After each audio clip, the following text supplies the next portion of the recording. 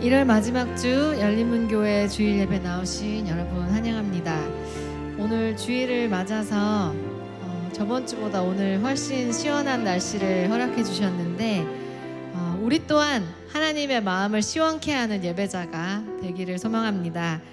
어떻게 하면 하나님의 마음을 시원하게 할 수 있을까요? 제가 좀 생각해보는 가운데 최근에 제 일화가 하나 있는데 제가 요즘에 좀 일상에 힘이 없고 디프레션이 있어서 남편에게 내가 좀 힘이 없다, 내가 좀 우울하다 이렇게 얘기했더니 남편이 나름대로의 노력을 했는데요. 요리할 때 도와줄까 물어보기도 하고 청소해줄까 같이 운동 갈까 물어봐 주기도 했는데 제 마음이 따뜻해졌지만 시원해지진 않았습니다. 그런데 어느 날 우리 남편이 내가 준아 보고 있을 테니까 쇼핑이라도 다녀올래? 라고 말하는 순간 저의 마음이 시원해졌습니다. 제가 왜 이 말씀을 드리냐면 상대방의 마음을 시원하게 하기 위해서는 상대방이 진짜 원하는 것이 무엇인지를 먼저 알아야 된다는 것을 말씀드리고 싶어서 그런 건데요.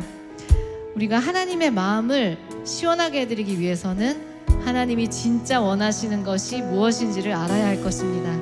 그러기 위해서는 하나님의 시선이 있는 곳에 우리의 시선이 있어야 할 것입니다. 오늘 함께 예배하기 전에 기도하기 원하는 것은 이 시간 우리가 하나님의 마음을 시원케 하는 예배자가 되기 위해서 하나님의 마음을 알고 하나님이 바라보시는 곳이 어디인지 우리의 시선을 옮기기 원합니다. 또 우리가 하나님의 마음을 시원케 하는 예배자가 되기 원한다고 함께 기도로 예배를 준비하시겠습니다.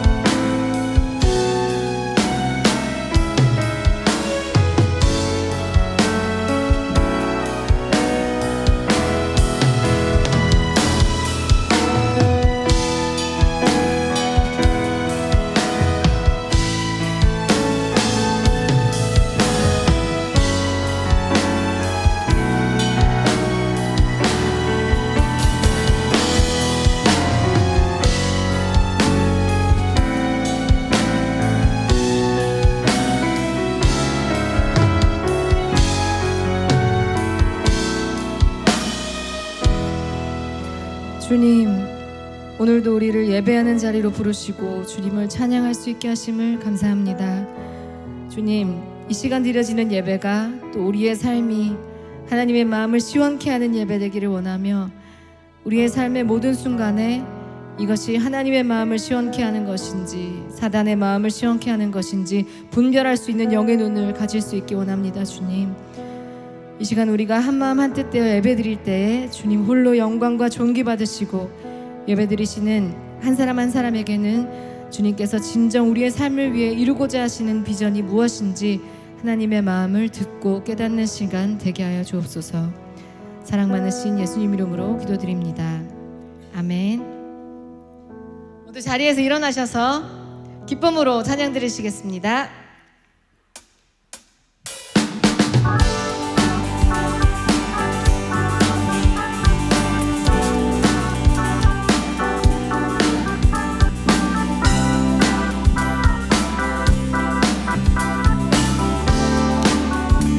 하나님의 나팔 소리, 하나님의 나팔 소리 천지 진동할 때에 예수 영광 등에 구름 타시고 천사들을 세계 만국 모든 곳에 보내어 구원받은 성도들을 모으리. 다시 한번 하나님의 나팔 소리, 하나님의 나팔 소리 천지 진동할 때에 예수 영광 등에 구름 타시고 천사들을 세계 만국 모든 곳에 보내어 구원받은 성도들을 모으리.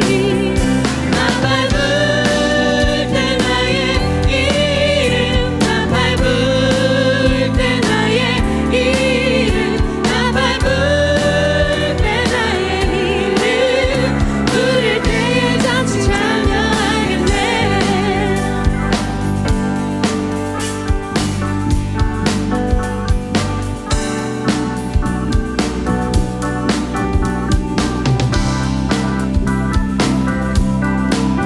다시 한번 찬양 드리시겠습니다. 무덤 속에 잠자는 자, 무덤 속에 잠자는 자 그때 다시 일어나 영화로운 주의 승리 얻으리. 주의 택한 모든 성도 구름 타고 올라가 공중에서 주의 얼굴 배우리. 나 밟을 때 나의 이름, 나 밟을 때 나의 이름, 나 밟을 때 나의 이름, 부를 때에 같이 찬양하겠네. 주님 다시 오실 날을, 주님 다시 오실 날을 우리 알 수 없으니 항상 기도하고 깨어 있어서 기쁨으로 보좌 앞에 우리 나가서도록 그때까지 참고 기다리. 나 밟을 때, 나 밟을 때 나의 이름, 나 밟을 때 나의 이름, 나 밟을 때 나의 이름, 부를 때에 같이 찬양하리. 나 밟을 때, 나 밟을 때 나의 이름, 나 밟을 때 나의 이름, 나 밟을 때 나의 이름, 부를 때에 같이 참여하겠네. 나 밟을 때 나의 이름, 나 밟을 때 나의 이름, 나 밟을 때 나의 이름, 부를 때에 같이 참여하겠네. 주님 영광 중에 다시 오실 그날 기쁨으로 참여하기 원합니다. 아멘.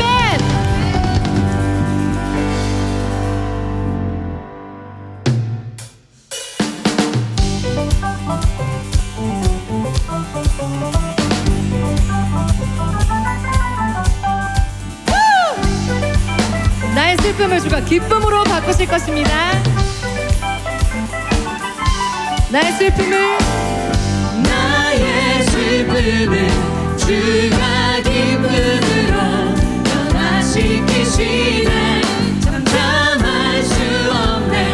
기뻐 춤추며 찬양해. 나의 슬픔을, 나의 슬픔을 주가 기쁨으로 변화시키시네. 잠잠할 수 없네. 기뻐 춤추며 찬양해.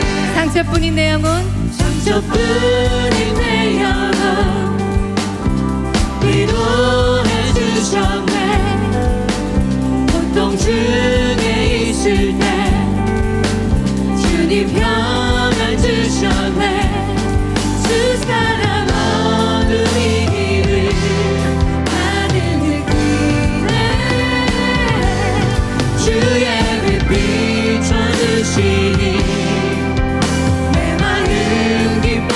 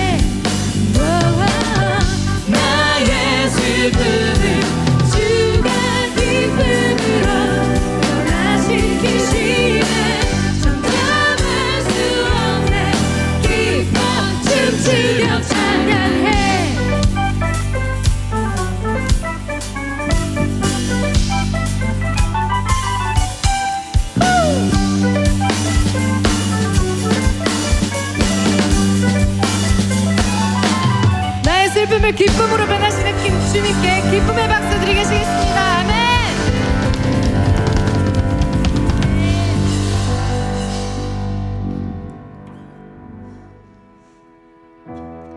오늘 깊어진 삶을 주께라는 새로운 곡을 함께 찬양하기 원하는데요. 우리에게 주님을 더 깊이 알아가는 감격을 경험케 하시고 때로는 우리에게 슬픔과 고난을 허락하심으로 우리를 더 단단히 연단시키시는 주님의 은혜로 우리의 삶이 매일매일 더 깊어지기 원합니다. 아멘.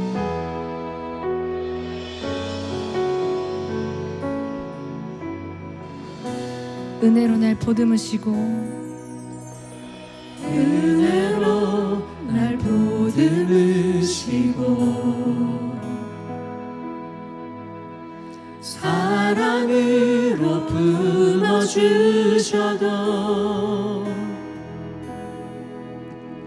내 마음 한 자락도 지키지 못하는 이 모습 부끄럽습니다. 따스한 곁을 내주신 따스한 곁을 내어주신 주님 앞에 나아갑니다. 표현 못할 긍휼로 나를 붙드시는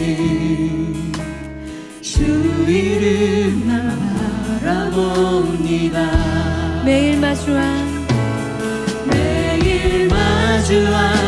슬픔을 견뎌나가며 주 예수의 마음을 닮아가네. 두려운 걸음마다 주가 동행하니 주 의지하며 오늘을 걷네.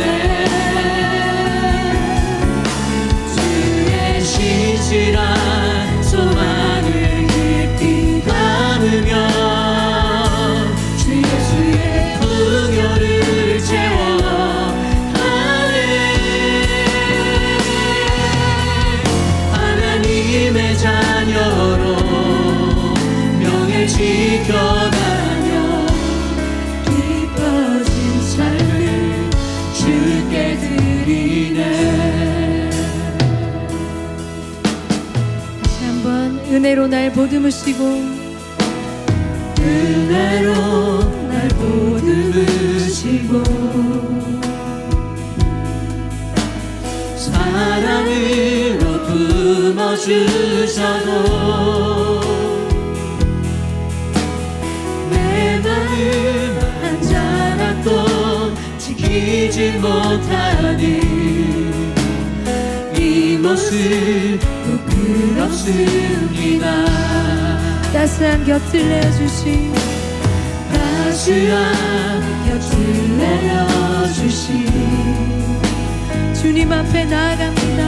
주님 앞에 나아갑니다. 표현 못할 긍휼로 나를 붙드시는 주 이름만 바라봅니다. 매일 마주한 슬픔을 견뎌나가며 주 예수의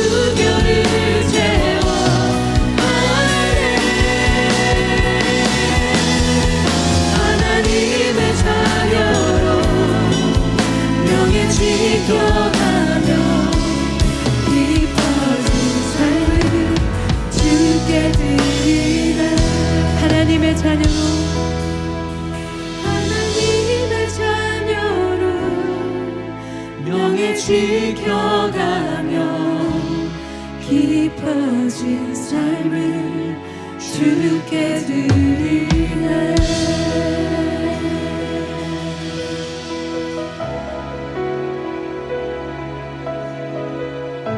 우리의 시선을 주님께 드리기 원합니다. 내게로부터 눈을 들어 내게로부터 눈을 들어 주를 보기 시작할 때 주의 일을 보겠네. 내 작은 마음 돌이키사 하늘에 꿈꾸게 하네. 주님을 볼 때 내게로부터 눈을 들어 내게로부터 눈을 들어 주를 보기 시작할 때 주의 일을 보겠네. 내 작은 마음 돌이키사 하늘에 꿈꾸게 하네. 주님을 볼 때 모든 시선을 주님께 드리고 살아계신 하나님을 느낄 때 내 삶은 주의 역사가 되고 하나님이 일하기 시작하네.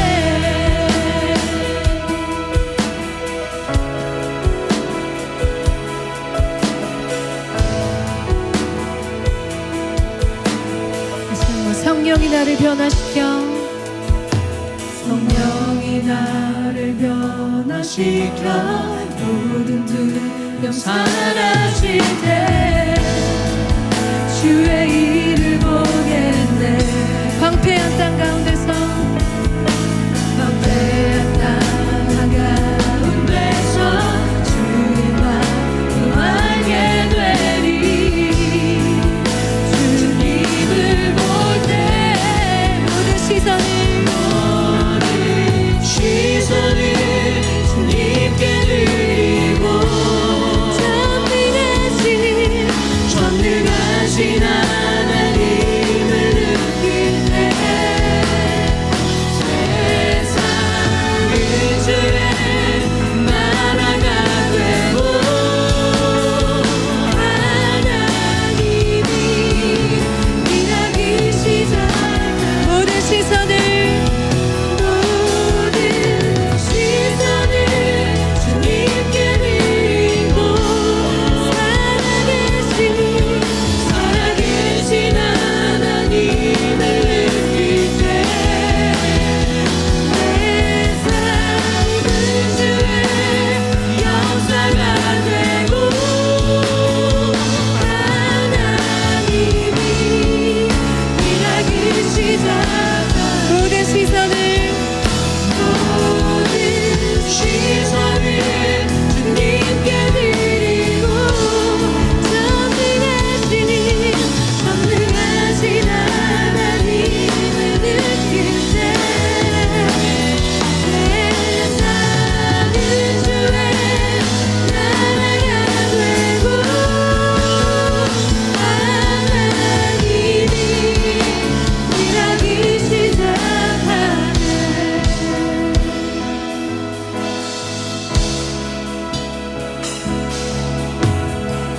다 함께 찬양하시겠습니다. 주님의 영광 주님의 영광 임하네. 주 볼 때 주님의 영광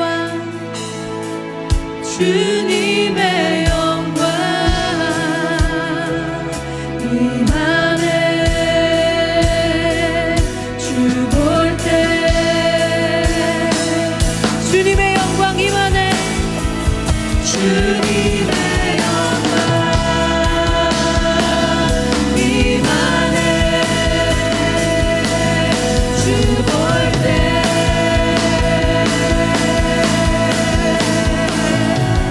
주님의 영광 임하네 주 볼 때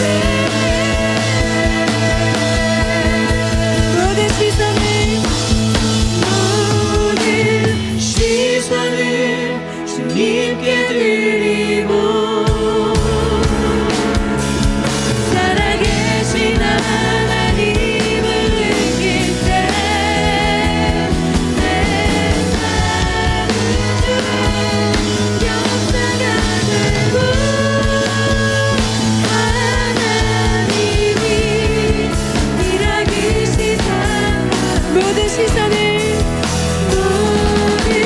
시선을 주님께 드리고 전능하신 하나님을 느낄 때 내 삶은 주의 나라가 되고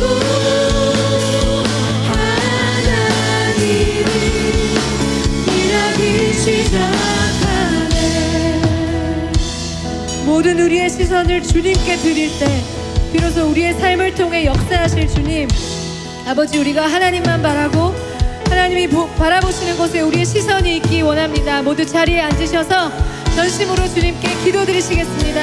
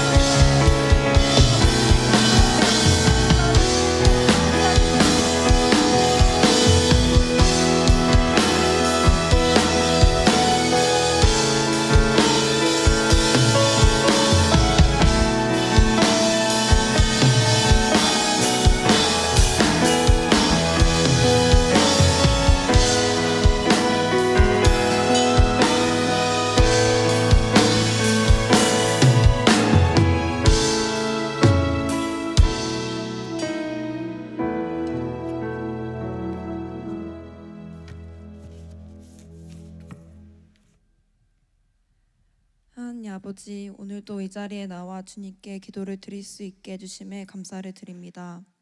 믿음은 들음에서 난다는 로마서의 말씀처럼 오늘 저희가 교회에 나와 주님의 말씀을 듣고 예배를 드릴 수 있는 이 하루는 그저 지나가는 하루가 아니라 라합의 믿음처럼 저희도 오늘 이 자리에서 주님의 말씀을 들음으로써 믿음이 나는 그러한 가치로운 자리임을 기억하며 오늘 이 예배에 임하고자 합니다.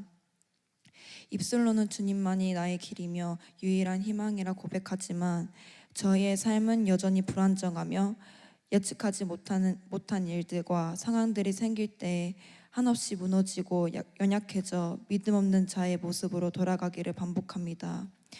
하지만 다시 주님 앞에 나와 다짐합니다. 어차피 오름과 내림이 반복되어지는 저희의 삶 가운데 유일한 희망이 되시는 주님만 집중하며 나아갑니다.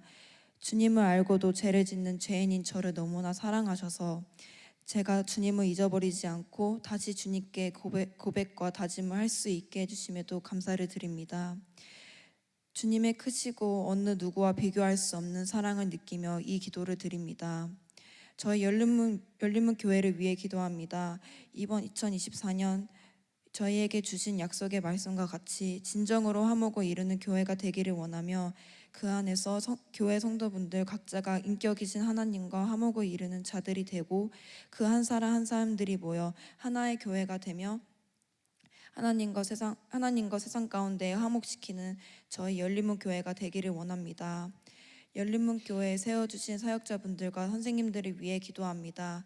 진리의 말씀을 전하시기 위해 설교하시며 양육 프로그램과 다양한 교회 행사를 진행하시는 가운데 실족하시지 않게 하시고 그들의 체력과 건강을 지켜주세요. 열린문 교회 성도분들과 아이들에게 말씀의 통로가 되어주시는 분들이시며 또한 하나님의 사랑스럽고 귀하신 자녀 되시는 분들이십니다. 어떠한 상황 가운데서도 통로가 되어주실 때 그들의 마음을 지켜주세요. 현재 2박 3일 동안 진행되고 있는 여름 성경 캠프를 위해 기도합니다. 화목을 이루는 교회를 주제로 진행되어지는 캠프를 통하여 열린문 교회 아이들이 하나님의 사명을 맡은 자로서 하나님과 화목을 이루고 사명을 감당하는 신앙이 시작이 되어지고 하나님 안에서 의미 있는 일정들이 되어지기를 원하며 마지막 일정까지 사고 없이 잘 마무리되어지기를 기도합니다. 이제 곧 하나님의 말씀을 듣습니다. 말씀을 전하시는 김도영 목사님의 입술을 통해 주님의 말씀을 듣습니다. 말씀을 전하시는 가운데 그를 통해 저희에게 하고자 하시는 말씀이 무엇인지를 깨닫는 시간이 되어 주님 앞에서 말씀으로 바로 세워지는 하나의 공동체로 화목을 이루길 원합니다. 감사드리며 예수님의 이름으로 기도드립니다. 아멘.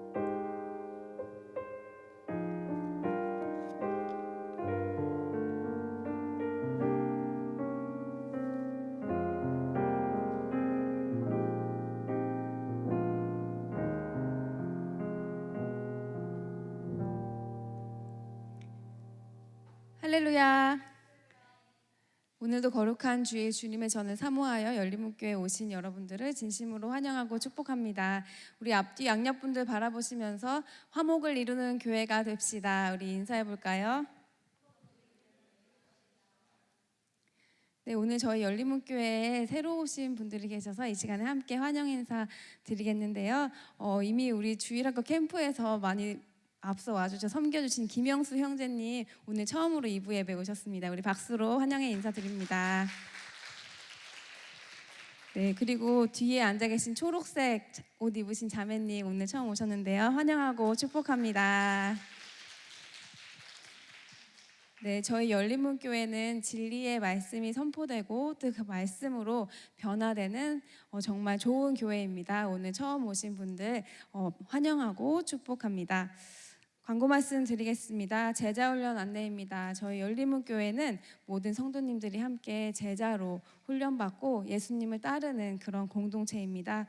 오픈 투 우먼 제자 양육이 이제 오픈 투 유로 다시 태어나서 여성분들뿐만 아니라 남성분들 모든 분들이 함께 오셔서 오픈 투 유 모든 이들에게 문이 열려 있습니다. 2월 7일 수요일 이번 주가 아니요 한 주 더 방학을 하고요. 다음 주 수요일에 10시에 개강을 합니다. 또한 청소년부 성경 공부가 매주 금요일 오후 4시 30분에 있고요.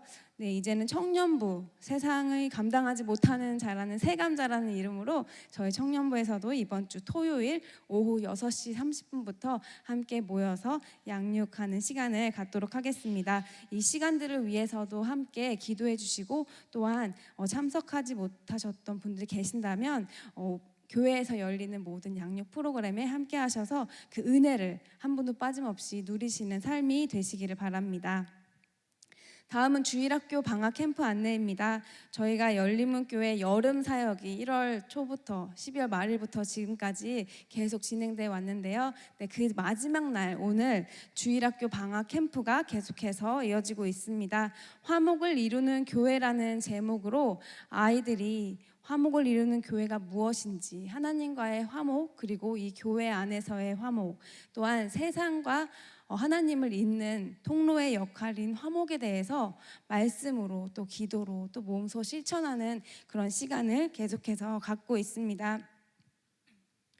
아이들이 이곳 본당에서 또 교회 전체 또 교회 주변을 다니면서 철로역정이라는 프로그램을 하는데요.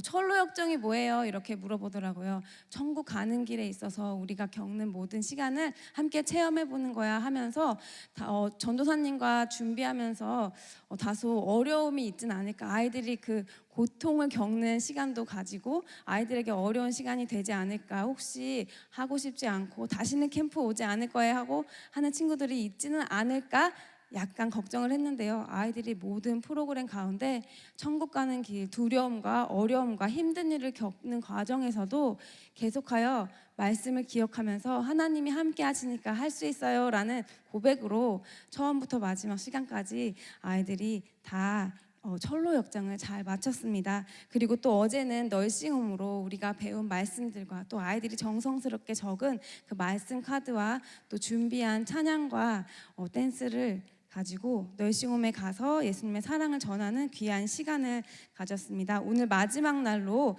저희 부모님들께서 아이들이 비치에서 오후 일정이 있는데 그곳에 우리 주일학교 가족들 함께 모여서 함께 식사 교제를 나누고 이제 아이들을 픽업해 가시는 일정으로 마무리합니다. 오늘 마지막 시간까지 성도님들께서 계속하여 관심과 기도 부탁드리겠습니다. 다음은 청소조 안내인데요. 저희가 매년 청소조를 편성하여서 함께 우리 성전을 쾌적한 환경을 위해서 매주 청소를 하고 있습니다. 자세한 사항은 봉사란을 참고해 주시면 되고요. 사랑하는 예수 그리스도의 우리 교회, 한몸된 교회를 위해서 우리 성도님들께서 시간을 내어서 더운 날씨에도 오셔서 청소하시는 그 모습을 보면 참 감동이 됩니다. 올 한 해 새로운 청소조에서도 함께 기쁨으로 섬기는 시간이 되기를 간절히 바랍니다. 마지막 광고입니다. 정교인 수련회 안내인데요. 아직 4월 일정이라 시간이 있지만 미리 광고를 드립니다. 4월 14일 주일부터 16일 화요일까지 CRU 가일스턴 캠프에서 함께 정교인 수련회가 있습니다. 미리 알려드리는 이유는 그 일정을 미리 조정하셔서 우리 열리문 가족들 한 사람도 빠짐없이 모두가 참여하셔서 하나님께서 그 특별한 수련회의 시간을 통하여 우리에게 주시는 은혜를 여기 계신 모든 분들 그리고 우리 열리문 교회 모든 분들 한 분도 빠짐없이 그 은혜를 함께 풍성히 누리는 시간 되기를 간절히 바랍니다. 올해는 특별히 홍효정 사모님께서 오셔서 저희 강사로 섬겨주십니다. 골드코스트 순복음교회 전도사로 사모로서 그리고 대외적으로 많은 활동을 하시는 사모님께서 저희와 함께 해주시고요. 강사님과 또 그 시간 일정을 위해서 준비하는 과정을 위해서 성도님들께서도 미리 함께 기도로 함께 해주시면 감사하겠습니다. 이 시간에는 함께 말씀 보도록 하겠습니다. 하나님께서 오늘 우리에게 주시는 말씀은 신명기 6장 4절부터 9절까지의 말씀입니다. 신명기 6장 4절부터 9절까지의 말씀인데요. 다 찾으신 줄 알고요. 저와 여러분이 한 절씩 교독하도록 하겠습니다. 이는 곧 너희의 이스라엘아 들으라. 우리 하나님 여호와는 오직 유일한 여호와이시니 너는 마음을 다하고 뜻을 다하고 힘을 다하여 내 하나님 여호와를 사랑하라. 오늘 내가 내게 명하는 이 말씀을 너는 마음에 새기고 내 자녀에게 부지런히 가르치며 집에 앉았을 때든지 길을 갈 때든지 누워 있을 때든지 일어날 때든지 이 말씀을 강론할 것이며 너는 또 그것을 내 손목에 메어 기호를 삼으며 내 미간에 붙여 표로 삼고 또 내 집 문설주와 바깥문에 기록할지니라. 아멘. 오늘은 지난주에 이어 십계명에 담겨진 숨은 의도 두 번째 이야기로 담임 목사님께서 나오셔서 그 의미에 대해서 말씀 전해주실 때 많은 은혜 누리시기를 바랍니다. 할렐루야. 오늘도 주의 말씀과 은혜를 사모함으로 이전을 찾으신 여러분들을 주의 이름으로 환영하고 축복합니다. 우리 앞뒤 옆분들 바라보시면서 오늘도 들려주신 하나님의 말씀 통해 선명한 주의 음성이 들려지길 원합니다. 이렇게 인사하겠습니다.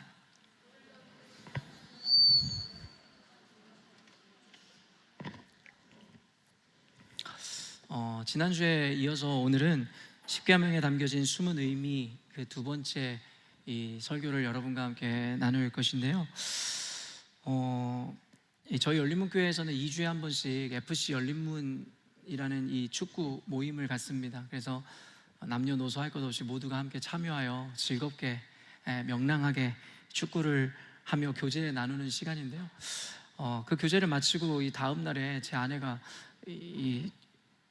온몸에 또 골병이 들어가지고 너무 힘들고 온몸에 멍투성이라고 막 얘기하면서 불평 아닌 불평을 하는 거예요. 너무 힘들고 뭐 당신이 나오라 그래가지고 어째니부터 시작해가지고 그런데요, 그러면서 제 아내가 하는 말이 그런 이야기였어요. 그런데 애들은 하나도 힘들지 않았던 모양이다라고. 그러니까 우리가 보통 그런 얘기 하잖아요. 애들은 에너지가 어디서 저렇게 넘치게 나는 걸까, 이런 이야기들을 하면서 그 아이들의 열정에 대해서 우리가 때로는 놀라움을 금치 못할 때가 있는데요, 그도 그럴 것이 애들은 그날 한 39도까지 온도가 올라간 날이었잖아요. 그래서 땡볕에 미리 아이들은 몇 시간씩 물놀이를 하고, 물놀이가 또 얼마나 피곤한 줄 아시잖아요. 그리고 그 물놀이를 마치고 저녁을 먹고 또 나가서 축구를 찬 거예요. 그러면서도 우리 어른들은 잠깐 축구에 참여했지만 그것이 끝나고 아이들은 끝까지 남아서 또 축구를 하더라는 것이죠. 그런 모습을 보면서 아내가 그렇게 의아해하는 것도 놀랄 일이 아니었던 것 같은데요, 어떻게 애들은 저렇게 지치지 않을까, 애들은 하나도 힘든 것 같지가 않다라는 아내의 그 말을 들으면서 제가 아내한테 그런 이야기를 했더랬습니다. 아이들이 힘들지 않은 것이 아니다고 말입니다. 다만 아이들은 힘들지만 힘든 것에 집중하는 것이 아니라 그 아이들이 좋아하고 행복한 것에 집중할 때에 그 힘듦을 이겨내는 것뿐이다 라고 이야기해 주었습니다. 우리 하빈이도 와가지고 그런 얘기 하더라고요. 얼굴이 시뻘겋게 익어가지고는 와서 아빠 토할 것 같다고. 그런데 토할 것 같다고 하면서 나가서 또 축구를 하는 거예요.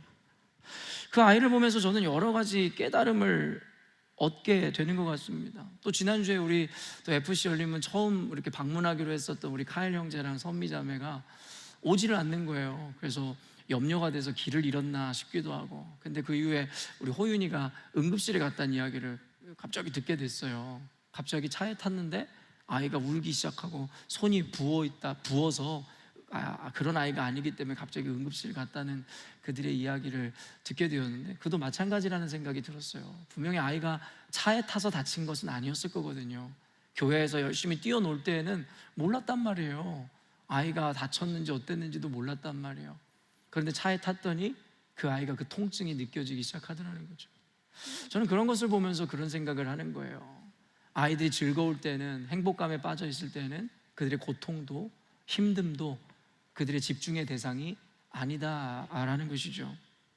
저는 어렸을 때요, 저희 집이 상대적으로 굉장히 가난했었기 때문에 방 한 칸에 사는데도요, 저희 아버지는 그 옛날 그때 당시에 많은 어른들이 그랬듯이 술과 담배를 너무 좋아하시고, 또 술 담배 좋아하시는 분들은 꼭 따라오는 게 있잖아요. 도박을 그렇게 좋아하셨더랬어요. 그래서 그 방 한 칸에 모여가지고 아저씨들을 데리고 와가지고 고스톱을 치기 시작하는데, 그냥 모여가지고 우리 청년들이 보드게임 하듯이 한두 시간 모여서 하는 게 아니에요. 고스톱을 시작하면 날이 새도록 고스톱을 치는 거예요. 그리고 밥 먹고 와서 또 24시간을 넘어 48시간 동안 고스톱을 치는 모습을 보면서 저희 어머니는 그런 얘기를 했더랬어요. 저 사람들은 힘들지도 않은가 보다라고. 근데 여러분, 왜 안 힘들겠어요? 우리가 무슨 카지노 가서 테이블에 앉아서 도박하듯이 하는 게 아니잖아요. 그때 방석이 어디 있습니까? 그냥 맨바닥에 앉아서 아저씨들이 허리를 굽히고서 고스톱을 열심히 치는 거예요. 그러면 이쪽 엉덩이가 아프면 반대쪽 엉덩이를 받쳐서라도, 허리가 아프면은 여러분 허리를 폈다가 어쨌다 하면서 구부렸다 하면서 그 48시간이라는 시간을 고스톱을 치고 앉았더라니까요. 뭐가 그렇게 재밌는지 모르겠어요. 그런 모습을 보면서 사람은 결국에는 어떤 것에 시선을 두느냐에 따라 그 사람의 삶의 어떤 감정과 그리고 그 사람에 대한 어떠한 삶의 평가가 달라진다라는 생각을 하게 되는 것이죠. 근데 반면에 저는 이런 생각을 하면서 우리 교인들의 모습을 생각해 보았어요. 설교 1시간 들으면서도 몸을 베베 꼬고 졸려가지고 힘들어하고, 어떤 이들은 뭐 우리 교회 그런 분들 많지 않지만 설교가 왜 이렇게 기냐고, 1시간이나 설교를 할 수가 있냐라고. 저는 너무나도 아이러닉하게 보여졌어요. 고스톱을 치던 그 아저씨들은 허리가 아프고 맨바닥에 앉아 허리를 구부리고 앉아 있으면서도 48시간을, 그게 뭐가 즐겁다고 그렇게 도박에 빠져 있는데, 진리의 말씀인 하나님의 말씀, 송이꿀보다 단 하나님의 말씀이다라고 우리가 이야기하면서 그 말씀을 강론하고 듣는 이 자리에 앉아있는 우리가 그 1시간의 예배를 그렇게 힘들어하고 즐거워하기는커녕 어떻게 괴로워할 수 있냐라는 거예요. 우리는 말로는 하나님의 말씀이 우리 삶 가운데 가장 중요한 가치이고 기준이다라고 이야기하지만, 여러분, 대부분의 신앙인들의 그와 같은 고백은 거짓말인 것 같아요. 우리 하루의 시간을 따져보면 24시간입니다. 이런 그것을 여러분 일주일로 따져본다면 몇 시간이나 되겠어요. 근데 그 일주일 동안 어떤 사람은 고작 이 한 주에 나와 이 한 시간 말씀 듣는 게 그들의 신앙의 삶에 있어서의 전부의 시간일지도 모르겠어요. 근데 여러분들한테 제가 유튜브는 과연 몇 시간 봅니까? 라고 묻는다면 여러분 뭐라고 대답하겠어요? 하나님의 말씀은 진리이고 가장 귀한 가치라면서요. 그런데 그런 모습을 보면서 우리가 과연 그 말씀과 진리의 가치와 은혜를 알고 있는가에 대해서 저한테 진지하게 물어볼 수밖에 없었던 것 같아요. 여러분도 이와 같은 일련의 사례들을 보면서 여러분의 삶을 한번 판단해 보셨으면 좋겠어요. 단순히 비난하거나 정죄하라는 이야기가 아니라요, 더 나은 신앙인, 성숙한 신앙인이 되기 위해서 우리가 하나님의 말씀을 대하고 하나님 앞에 나아가는 우리의 자세에 대해서 한번 평가해 보라는 그런 이야기입니다. 근데 더 나아가서요, 우리가 신앙생활을 한다는 것이 그렇게 녹록지가 않아요. 성경에서는 뭐라고 아예 이렇게 고정화해 놓았냐면, 우리가 걸어가는 이 길은 십자가의 길이고 고난의 길이고 여러분 좁은 문이라고 이야기하는 거예요. 그러다 보니까 찾는 이가 많지 않다라고 아예 박제해 놓았단 말이에요. 여러분, 근데 이게 마케팅적인 측면에서 봐도요, 지혜롭지가 않은 이야기잖아요. 하나님의 그 믿음을 갖고 신앙을 갖게 한다든가 교회로 오게 하는 것이 목적이라면 여러분, 속여서라도 이 길은 좋은 길이고 편안한 길이고 형통한 길이라고 가르쳐도 모자랄 판에, 여러분 고난의 길이고 십자가의 길이고 세상에 나가 사람들에게 조롱을 당하고 그리고 비난을 당하는 자리라고 이야기하니, 마케팅 측면에서 볼 때에 물건을 팔 때에 여러분 속여서라도 포장해서라도 그 물건을 팔아야 되는데, 이 성경이 이야기하는 우리가 걸어가는 이 길이라는 것은 그와 같이 고난의 길이고 어려운 길이라고 힘든 길이라고 분명하게 이야기하고 있으니 교회를 누가 많이 찾아오고 이 신앙을 온전히 갖겠냐라는 거예요. 그래서 그런가 오늘날에 대부분의 목회자라고 이야기하고 싶진 않지만 많은 목회자들이 어떻습니까? 결국에는 싸구려 물건을 팔듯이 속여서 복음을 전하는 목회자들을 저는 너무나 많이 보게 돼요. 성경에서는 분명히 우리의 신앙생활이 탄탄대로도 아니고 예수 믿을 때에 우리가 원하는 대로 바라는 대로 다 이루어진다라고 이야기한 적이 없다라는 거예요. 도리어 우리의 것을 포기하고 희생하고 그리스도 예수께서 걸어간 그 길을 걸어가는 길이란 그렇게 쉽지 않을 거라고 이야기했어요. 그럼 오늘날의 대부분의 목회자들이 이와 같은 사실, 이와 같은 팩트를 가르치거나 이야기하거나 강론하지 않는다라는 거예요. 그저 구색에 맞춰 한 번씩 양념하듯이 이야기할 뿐, 그 외에는 성경에서 강조하거나 주요 포인트라고 이야기하지 않는, 사람이 받아 누리는 복이라든가 여러분의 인생 예수 믿으면 다 잘 될 거야 라는 식으로 사람들을 속이더라는 거예요. 옳습니다. 만약에 우리가 물건을 파는 거라면, 단순히 사람을 교회로 끌어모으는 것이 우리들의 주요 목적이고 우리들의 목표라면 그렇게 하는 것이 더 많은 물건을 팔고 더 많은 사람을 끌어모으는데 더욱더 합리적일지 모르겠죠. 그러나 우리는 물건을 팔거나 사람을 교회로 끌어모으는 집단이 아니라 진리를 가르치고 전하는 자들입니다. 사람들을 많이 끌어모으는 것이 중요한 포인트가 아니라 생명을 전해주는 자들이란 말이에요. 그런데 여러분, 이 팩트를, 이 사실을, 이 명제를 온전히 전하고 가르치지 않는 교회들이 많은 이 시대에 대해서 분노하지 않을 수가 없다라는 거예요. 여러분, 그럼에도 불구하고 성경이 이야기하는 우리의 신앙생활이 어려운 이유가 뭔지 아십니까? 다소 모순적인 이 가르침과 이야기들을 우리들에게 또한 전하고 있기 때문이에요. 분명히 우리가 걸어가는 이 길은 고난의 길이고 십자가의 길이고 고통의 길이라고 이야기하면서도 그 길을 죽지 못해 걸어가는 것이 아니라 기쁨으로 걸어가라고 이야기하는 거예요. 그래야 하나님께서 그들의 삶을, 그 신앙을 기뻐 받으신다라고 이야기하는 거예요. 그러니까 이게 무슨 장난도 아니고 이와 같이 모순적이기 때문에 우리가 이 신앙생활을 받아낸다는 게 어렵고 쉽지 않다라는 거예요. 분명히 고난의 길이고 억울한 길이라고 이야기해놓고 그 길을 걸어가는데 이를 악물고 견디라고 이야기하는 것이 아니라 도리어 기뻐 그 길을 걸어가라고 이야기하니, 여러분 이것이 얼마나 모순적으로 들릴 수밖에 없냐라는 거예요. 그런데요, 생각보다 이 모순적인 것 같지만 이 길을 그와 같이 기쁨으로 걸어갈 수 있는 것에 대한 답은 생각보다 굉장히 쉬워요. 성경은 우리들에게 너무나도 명확하고 명쾌하게 이야기하고 있으며 우리 삶에 드러나는 정황을 통해서 우리는 이 진리를 발견할 수 있다는 거예요. 어떤 것을 통해서요? 아까 말한 우리 아이들의 모습을 통해서요. 어떤 이들을 통해서요? 고스톱을 48시간 치는 그 아저씨들의 모습을 통해서요. 힘들지 않은 게 아니에요. 힘들어요.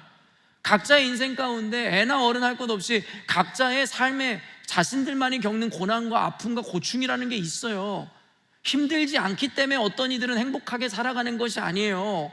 그들 역시도 삶이 고되고 힘들지만 그들의 시선과 초점은 고통과 어려움과 힘듦에 맞춰져 있는 것이 아니라 우리 삶 가운데 주어지는 감사와 은혜와 기쁨에 초점을 맞추고 살아가니 그 고통 따위는 잊어버린 채로 그 기쁨과 행복을 취하는 삶을 살아갈 수 있게 되더라는 거예요. 여러분, 어떻게 보면 이와 같은 단순한 진리를, 깨달음을 우리는 얻지를 못하는 거예요. 주변의 이 아이들을 통해서도, 그와 같이 헛된 것으로 즐거워하는 어른들을 통해서도 우리는 분명하게 알 수 있는데, 참 진리이신 예수님을 따르고 그 말씀을 기준으로 삼은 우리들일진데, 우리들은 기쁨을 기쁨으로 보지 못하고 힘들과 고통과 괴로움에 우리의 모든 시선을 맞춘 채로 그 진리이신 예수님을 따르는 삶을 살면서도 행복하고 즐겁고 자유합니다라고 이야기하지는 못할지언정 결국에는 어때요? 고통스럽고 괴롭고 원망으로 일관된 삶을 살아가기 시작하더라는 거예요. 여러분, 답은 너무나도 단순합니다. 우리가 아까 찬양으로 함께 불렀듯이 우리의 시선을 옮기는 거예요. 우리의 시선을 하나님께로 옮기는 것이고, 주로 말미암아 주어진 그 은혜와 행복 가운데로 우리의 시선을 고정하기 시작할 때에 우리 삶에 여전히도 문제와 고통과 괴로움은 산재해 있지만 그것이 더 이상 우리에게 영향을 끼치지 못하는 거예요.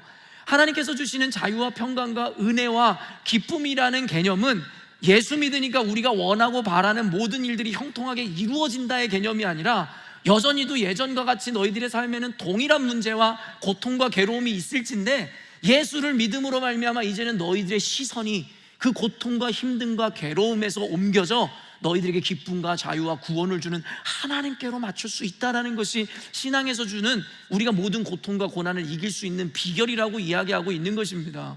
그렇기 때문에 싸구려 물건을 팔듯이 여러분들을 속여 교회로 이끌어 오려는 포퓰리즘에 빠져있는 목회자들의 말처럼, 여러분들이 뭐를 하면 여러분의 인생에 비즈니스가 잘 되고 자녀가 좋은 대학 가고 여러분의 인생이 탄탄대로 형통할 거라는 말 따위는 성경에 없습니다.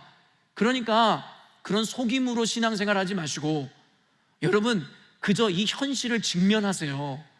여러분이 예수를 아무리 잘 믿어도 재앙과도 같은 일은 우리 삶 가운데 일어나게 되어 있습니다. 그러나 우리 믿는 사람들은 그 재앙을 재앙 그 자체로 받아들이는 것이 아니라 그 안에서 숨어있는 하나님의 의미와 의도를 발견하여 도리어 그 재앙과도 같은 현실 가운데서도 기쁨과 감사를 고백할 수 있는 그런 존재라는 것을 잊지 않으셨으면 좋겠습니다. 여러분, 여러분들에게 생각보다 단순하고 너무나도 클리어한 행복하게 사는 방식을 여러분들에게 그 원리를 가르쳐 드린 거예요. 근데 이제 이와 같은 삶을 여러분이 살아가실 때에 또 이와 같은 원리와 논리를 여러분들이 이해하셨을 텐데, 여러분, 이와 같은 삶을 살아가기 이전에 선행돼야 되고 우리가 먼저 더 중요하게 생각해야 되는 포인트가 뭘까요? 여러분 지금 깨달았어요? 인생에는 고통과 고난과 어려움은 분명히 있다. 신앙생활을 하는 우리들에게는 더더욱 그렇다. 그런데 결국에는 그 가운데서도 우리는 기쁨과 행복으로 걸어가야 할진데, 그렇게 행복하게 살 수 있는 비결은 고통과 문제가 산재해 있을지라도 우리의 시선을 하나님께서 주시는 그 기쁨과 행복에 맞출 때에 우리는 행복한 삶을 살 수 있다. 여기까지 우리가 배워왔습니다. 그런데 여기서 진짜 중요한 포인트가 뭘까요? 이와 같은 삶을 살아내고 행동으로 옮기기 이전에 진짜 중요한 포인트는요, 그 행복과 즐거움이 무엇인지를 아는 거라는 거예요. 알아야 그 행복과 즐거움을 추구하고 붙들 것 아닙니까? 그런 의미에서 그래서 우리는 성경을 배우는 거예요. 그런 의미에서 우리는 제자 훈련을 받는 것입니다. 여러분, 그래서 진정으로 이야기하는, 성경이 이야기하는, 진리가 이야기하는 기쁨과 행복을 발견하고 배우기 위해서 우리는 성경 공부를 하는 것이고, 그리고 그 안에서 만들어지는 수많은 원리들을 우리 삶 가운데 적용하기 위해서 제자 훈련을 하는 거예요. 여러분, 우리는 먼저 인정해야 돼요. 우리 안에는 선한 것이 없습니다. 우리는 죄인이지 않습니까? 그러나 우리가 살아가는 우리들의 삶의 방식은 뭔지 아세요? 우리의 경험도, 우리의 삶의 문화도, 그리고 시대도, 결국에 우리가 갖고 있는 선함과 옳음이라는 그 가치도 옳은 것이 하나도 아닐 것인데, 우리는 그 한계라는 것에 빠져서 그것을 기준 삼아 결국엔 나를 판단하고 세상을 평가하고 내 주변과 교회를 평가하기에 이르렀잖아요. 우리의 고백과는 다르게 우리 안엔 선한 것이 없고 우리는 항상 악한 것을 생각할 뿐이며 우리는 죄인이라고 이야기하지만 실제 신앙생활하고 세상에 판단하고 살아갈 때에는 자기가 가진 기준이 내가 생각하는 것이 가장 옳은 것처럼 착각하며 세상을 비판하며 살아가잖아요. 여러분, 그러니까 닿을 수 없는 간극이 우리 가운데 있는 것이에요. 그렇기 때문에 성경을 배우고 제자 양육을 받는다는 건 끊임없이 나의 기준과 나의 기질과 나의 생각과 나의 마음을 부정하는 거란 말이에요.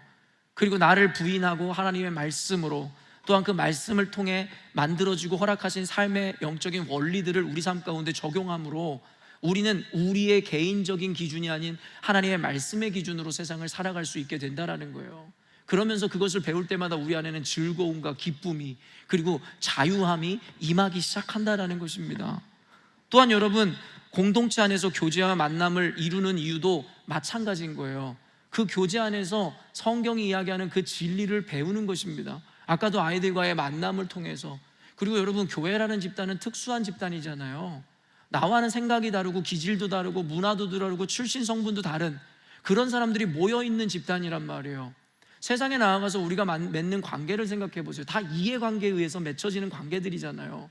취미생활이든 동호회든 아니면 회사든 결국엔 그 안에는요, 나름의 이해관계나 자신의 기질이나 생각과 맞는 사람들이 모여있는 집단이란 말이에요.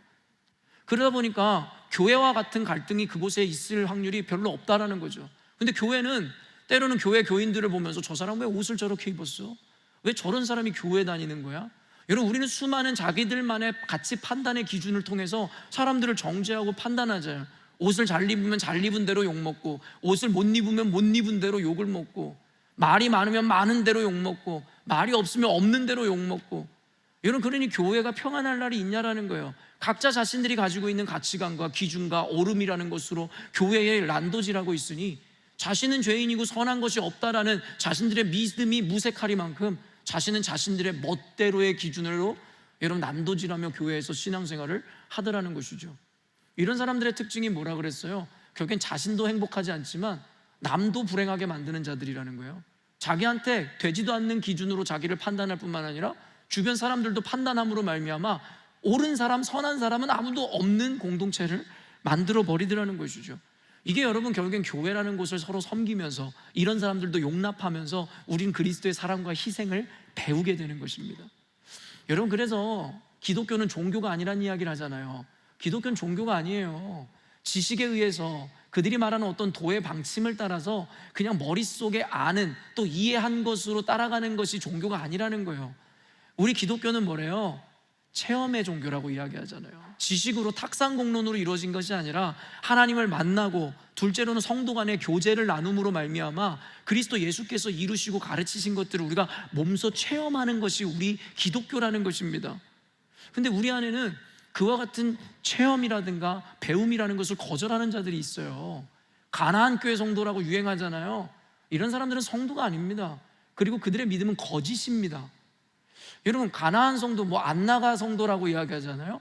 예수는 믿는데 요즘에 온전한 교회가 없어서 다닐 만한 교회가 없어서 안 나간다?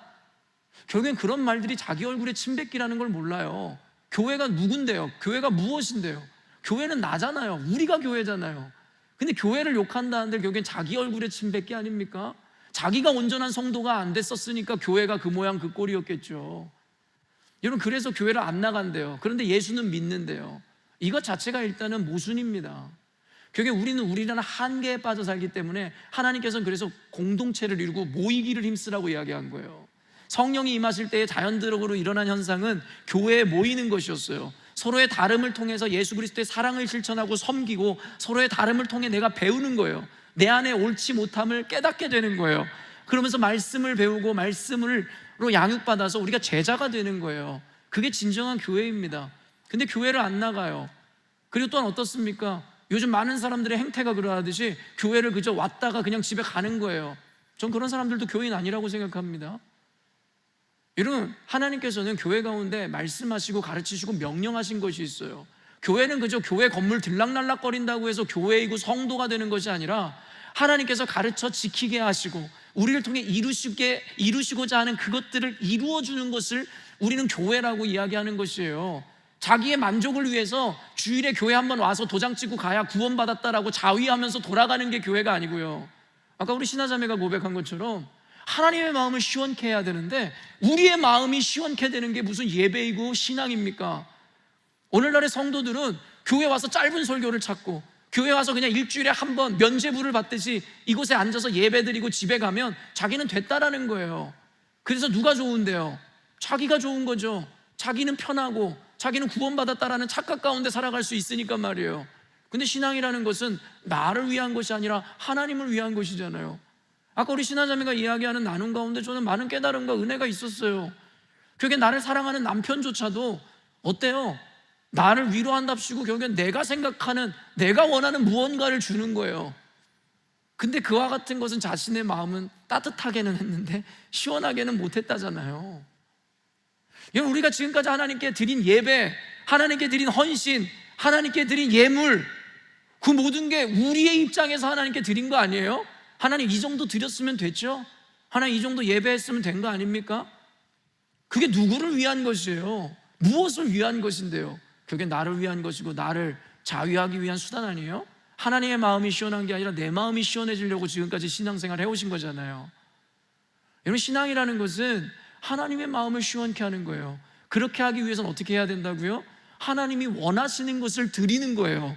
근데 하나님이 원하시는 것을 내가 몰라요. 그래서 우리는 말씀을 배우고 제자 양육을 받고 공동체 생활을 하면서 그것을 몸소 체험하는 것입니다. 사랑하는 열린문교회 성도 여러분, 우리 교회는 누구나 올 수 있지만 아무나 오는 교회는 아니라고 이야기했습니다. 우리 교회의 성도가 된다는 것은요, 우리 교회 멤버가 된다는 것은 굉장히 높은 허들을 넘어야 되는 것이라고 저는 생각을 해요. 그냥 왔다 갔다 하는 사람들은 우리 교회에 절대 정착하지 못합니다. 그런 사람들은 잠깐 있다 교회를 떠나가요. 그리고 그런 사람들에게 죄송하지만 미련 없습니다. 저는요, 아까도 이야기했지만 싸구려 물건을 팔아서 교회에 사람을 채우는 것 따위엔 관심이 없어요. 하나님은 이렇게 이야기하세요. 단 한 명이라도 신령과 진정으로 예배하는 예배자를 찾는 것이고 제자를 찾고 있다라고 얘기합니다. 제 이야기가 너무 냉정하게 들릴지 모르겠지만 이게 여러분을 향한 진정한 사랑입니다. 저는 여러분이 만족하는 예배, 여러분이 만족하는 교회를 세우고자 하는 것이 아니라 여러분 진짜 행복할 수 있도록, 여러분이 진짜 구원에 이를 수 있는 그와 같은 가르침과 은혜들을 전하고 싶을 뿐입니다. 그리고 하나님께서 그와 같은 교회로 우리 교회를 부르고 계신다라는 것이에요. 만약에 이 즐거움과 재미를 모르면요, 신앙생활은 그저 우리에게 의무와 책임만 남아버린 우리의 삶을 짓누르는 도구가 되는 거예요. 성경에서는 우리에게 신앙생활을 허락하신 이유는 우리가 행복하고 자유하고 평강을 누리라고. 그런데 지금 우리가 신앙생활하는 우리의 모습을 평가해 보세요. 의무와 형식과 책임만 남아서 신앙생활하는데 행복하지 않은 거야. 즐겁지 않은 거야. 그냥 괴로운 거예요. 주일은 가야겠고 예배는 드려야겠고 헌금은 해야겠고 하면서도 즐겁지가 않은 거죠. 그리고 성경은 이렇게 얘기합니다. 하나님이 받으시지 않는다고. 그래서 제가 여러분에게 얘기하잖아요. 그런 마음 없으면 주일에 나와 예배하는 거 의미 없습니다. 그냥 차라리 산으로 놀러 가시고 여행 가시고 골프 치러 가세요. 어차피 안 받으시는 예배 드릴 게 뭡니까? 헌금도 안 하셔도 돼요. 어차피 하나님 안 받으시는 걸요. 그냥 교회가 어려우니까 도네이션 한다는 마음으로 헌금하시는 분들 계시는지 모르겠는데 그것도 감사합니다. 그런데요, 하나님에게는 아무런 의미가 없어요. 그러니까는 괜히 헌금하지 마세요. 그러면 자기만 손해거든요. 지갑은 비워가고 하나님은 영광 받으시지 않고 가장 미련하고 시간 낭비의 신앙생활을 해왔는지도 모르겠습니다. 오늘 말씀을 통해서 이와 같은 개념들을 잘 접목해 보시면 좋을 것 같은데요. 지난주에 십계명에 대해서 사실은 당초에 뭐 이렇게 2주간 계획한 설교는 아니었는데 지난주에 다 전하지 못해서 오늘 부랴부랴 이제 준비해서 그 나머지 메시지들을 전하려고 그러는데 오늘도 다 전할 수 있을지 모르겠어요. 그런데 계속 여기에 머무를 수 없어서 오늘 최대 핵심 내용만 여러분들에게 좀 구별하여 전해드리려고 합니다. 십계명의 초반 계명들 우리가 전통적으로 분류할 때 1계명과 4계명까지 해서 이것은 하나님과의 관계 가운데 있는 하나의 말씀과 계명이고 5계명부터 10계명까지는 인간 대 인간 사회 관계 가운데 이루어내야 되는 계명이다라고 전통적으로 분류해 왔는데, 저는 이 분류보다는 제가 스스로 분류한 거지만 말씀의 근거를 통해서 저는 1계명부터 8계명까지가 하나님을 향한 어떠한 것이고 개념이고, 그리고 9계명부터 10계명이 이웃을 향한, 다른 이들을 향한 것이다라고 저는 규정합니다. 뭐가 옳고 그름이라기보단 이 분류에 담겨져 있는 그 의미를 우리들이 생각하는 게 더 중요할 것입니다. 어쨌든 간에 1계명부터 4계명에 응축된 내용이 오늘 신명기서 이 4절에서 5절을 읽은 그 내용이라고 이야기들 하는데요. 4절 5절 한번 읽어볼까요? 이스라엘아 들으라. 우리 하나님 여호와는 오직 유일한 여호와이시니 너는 마음을 다하고 뜻을 다하고 힘을 다하여 내 하나님 여호와를 사랑하라. 그러니까 1계명부터 여러분 4계명까지가 뭐예요? 나 외에 다른 신을 섬기지 말라는 것, 우상 섬기지 말라는 것과 함께 여러분 뭐라고 얘기하는 거예요? 안식일 거룩히 지키라 등의 이야기들이 있음으로 말미암아 결국엔 주 너의 하나님을 온 마음과 정성을 다해서 온 힘을 다해서 섬기고 사랑하라 라는 개념으로 응축시켜 놓은 거예요. 그래서 쉐마 이스라엘, 이스라엘아 들으라 이야기하면서 그 10계명 가운데 그 중요한 핵심 메시지들을 담아냈다라고 여러분들에게 이야기했죠. 그런데요, 이 쉐마의 말씀을 기억할 때 우리가 떠오르는 이 신약의 이 말씀이 있다라고 이야기했어요. 뭐였죠? 마태복음 말씀인데요, 마태복음 22장 35절에서 40절 한번 읽어볼게요. 그 중에 한 율법사가 예수를 시험하여 묻되 선생님, 율법 중에서 어느 계명이 크니이까? 예수께서 이르시되 내 마음을 다하고 목숨을 다하고 뜻을 다하여 주 너의 하나님을 사랑하라 하셨으니 이것이 크고 첫째 되는 계명이요 둘째도 그와 같으니 내 이웃을 내 자신같이 사랑하라 하셨으니 이 두 계명이 온 율법과 선지자의 강령이니라. 어느 날 한 율법사가 예수님에게 찾아와서 그를 시험하려 했다라고 이야기하잖아요. 그러니까 여기에 등장하는 사람이 율법사입니다. 그러니까 보통 유대인들도 율법주의자들인데 그 중에 율법사라고 하니 얼마나 율법에 갇혀 있는 사람이었겠냐라는 거예요. 그러니까 그와 같이 율법에 갇혀 있는 사람은 예수님을 시험할 때도 결국엔 그 율법으로 덫을 놓으려고 했었다라는 거죠. 오늘날의 신앙인들처럼 말이에요. 자기들이 선한 것이고 말씀을 따라 생각한다는 그 율법으로 결국엔 사람을 평가하고 판단하고 죽이려고 하는 게 우리의 율법주의에 빠져있는 우리들의 모습인데, 오늘 그 율법사가 그와 같은 짓을 하는 거예요. 그래서 예수님에게 묻되 뭐라고 얘기하냐면, 예수님이시여 율법 중에서 모세의 율법을 이야기하는 거예요. 이 10계명 가운데 이야기하는 거예요. 어떤 율법이, 어떤 계명이 가장 큽니까? 라고 이야기하는 장면, 그때 예수님께서 우리가 방금 읽었던 쉐마의 그 말씀, 이 신명기 4절 5절 말씀을 인용해서 이렇게 답하는 거예요. 내 마음을 다하고 목숨을 다하고 뜻을 다하여 주 너의 하나님을 사랑하라 하셨으니 이게 크고 첫째 되는 계명이요. 여기서만 맞춰도 사실은 별 문제가 없는데 이 율법사는 그럼 그렇게 이야기했겠죠. 그러면 나머지 인간 대 인간 가운데 이루어야 되는 그 계명에 대해서 당신은 왜 언급하지 않냐고, 그것은 그럼 하나님의 말씀이 아니냐라고 이야기할 수 있었겠죠. 그래서 예수님께서 말씀하시는 게 뭐냐면, 둘째도 그와 같으니 내 이웃을 내 몸과 같이 사랑하라 라는 말씀을 하셨어요. 제가 언젠가 이 말씀에 대해서 강해했던 거 기억나시죠? 제가 중간중간에 이걸 계속 여러분들에게 인용하는 이유는 이것이 그렇게 중요한 개념이기 때문입니다. 특별히 오늘날의 기독교인들에게 말이에요.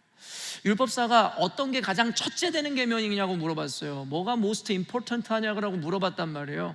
그때 예수님께서 말씀하신 것은 레마 말씀처럼 네 하나님을 위해서 목숨과 뜻과 생각과 모든 것을 다해서 하나님을 사랑하라라는 그 말씀, 모두가 공감할 수 있는 그와 같은 이야기를 해 주었다라는 거예요. 그런데 둘째 가르침이 독특해요.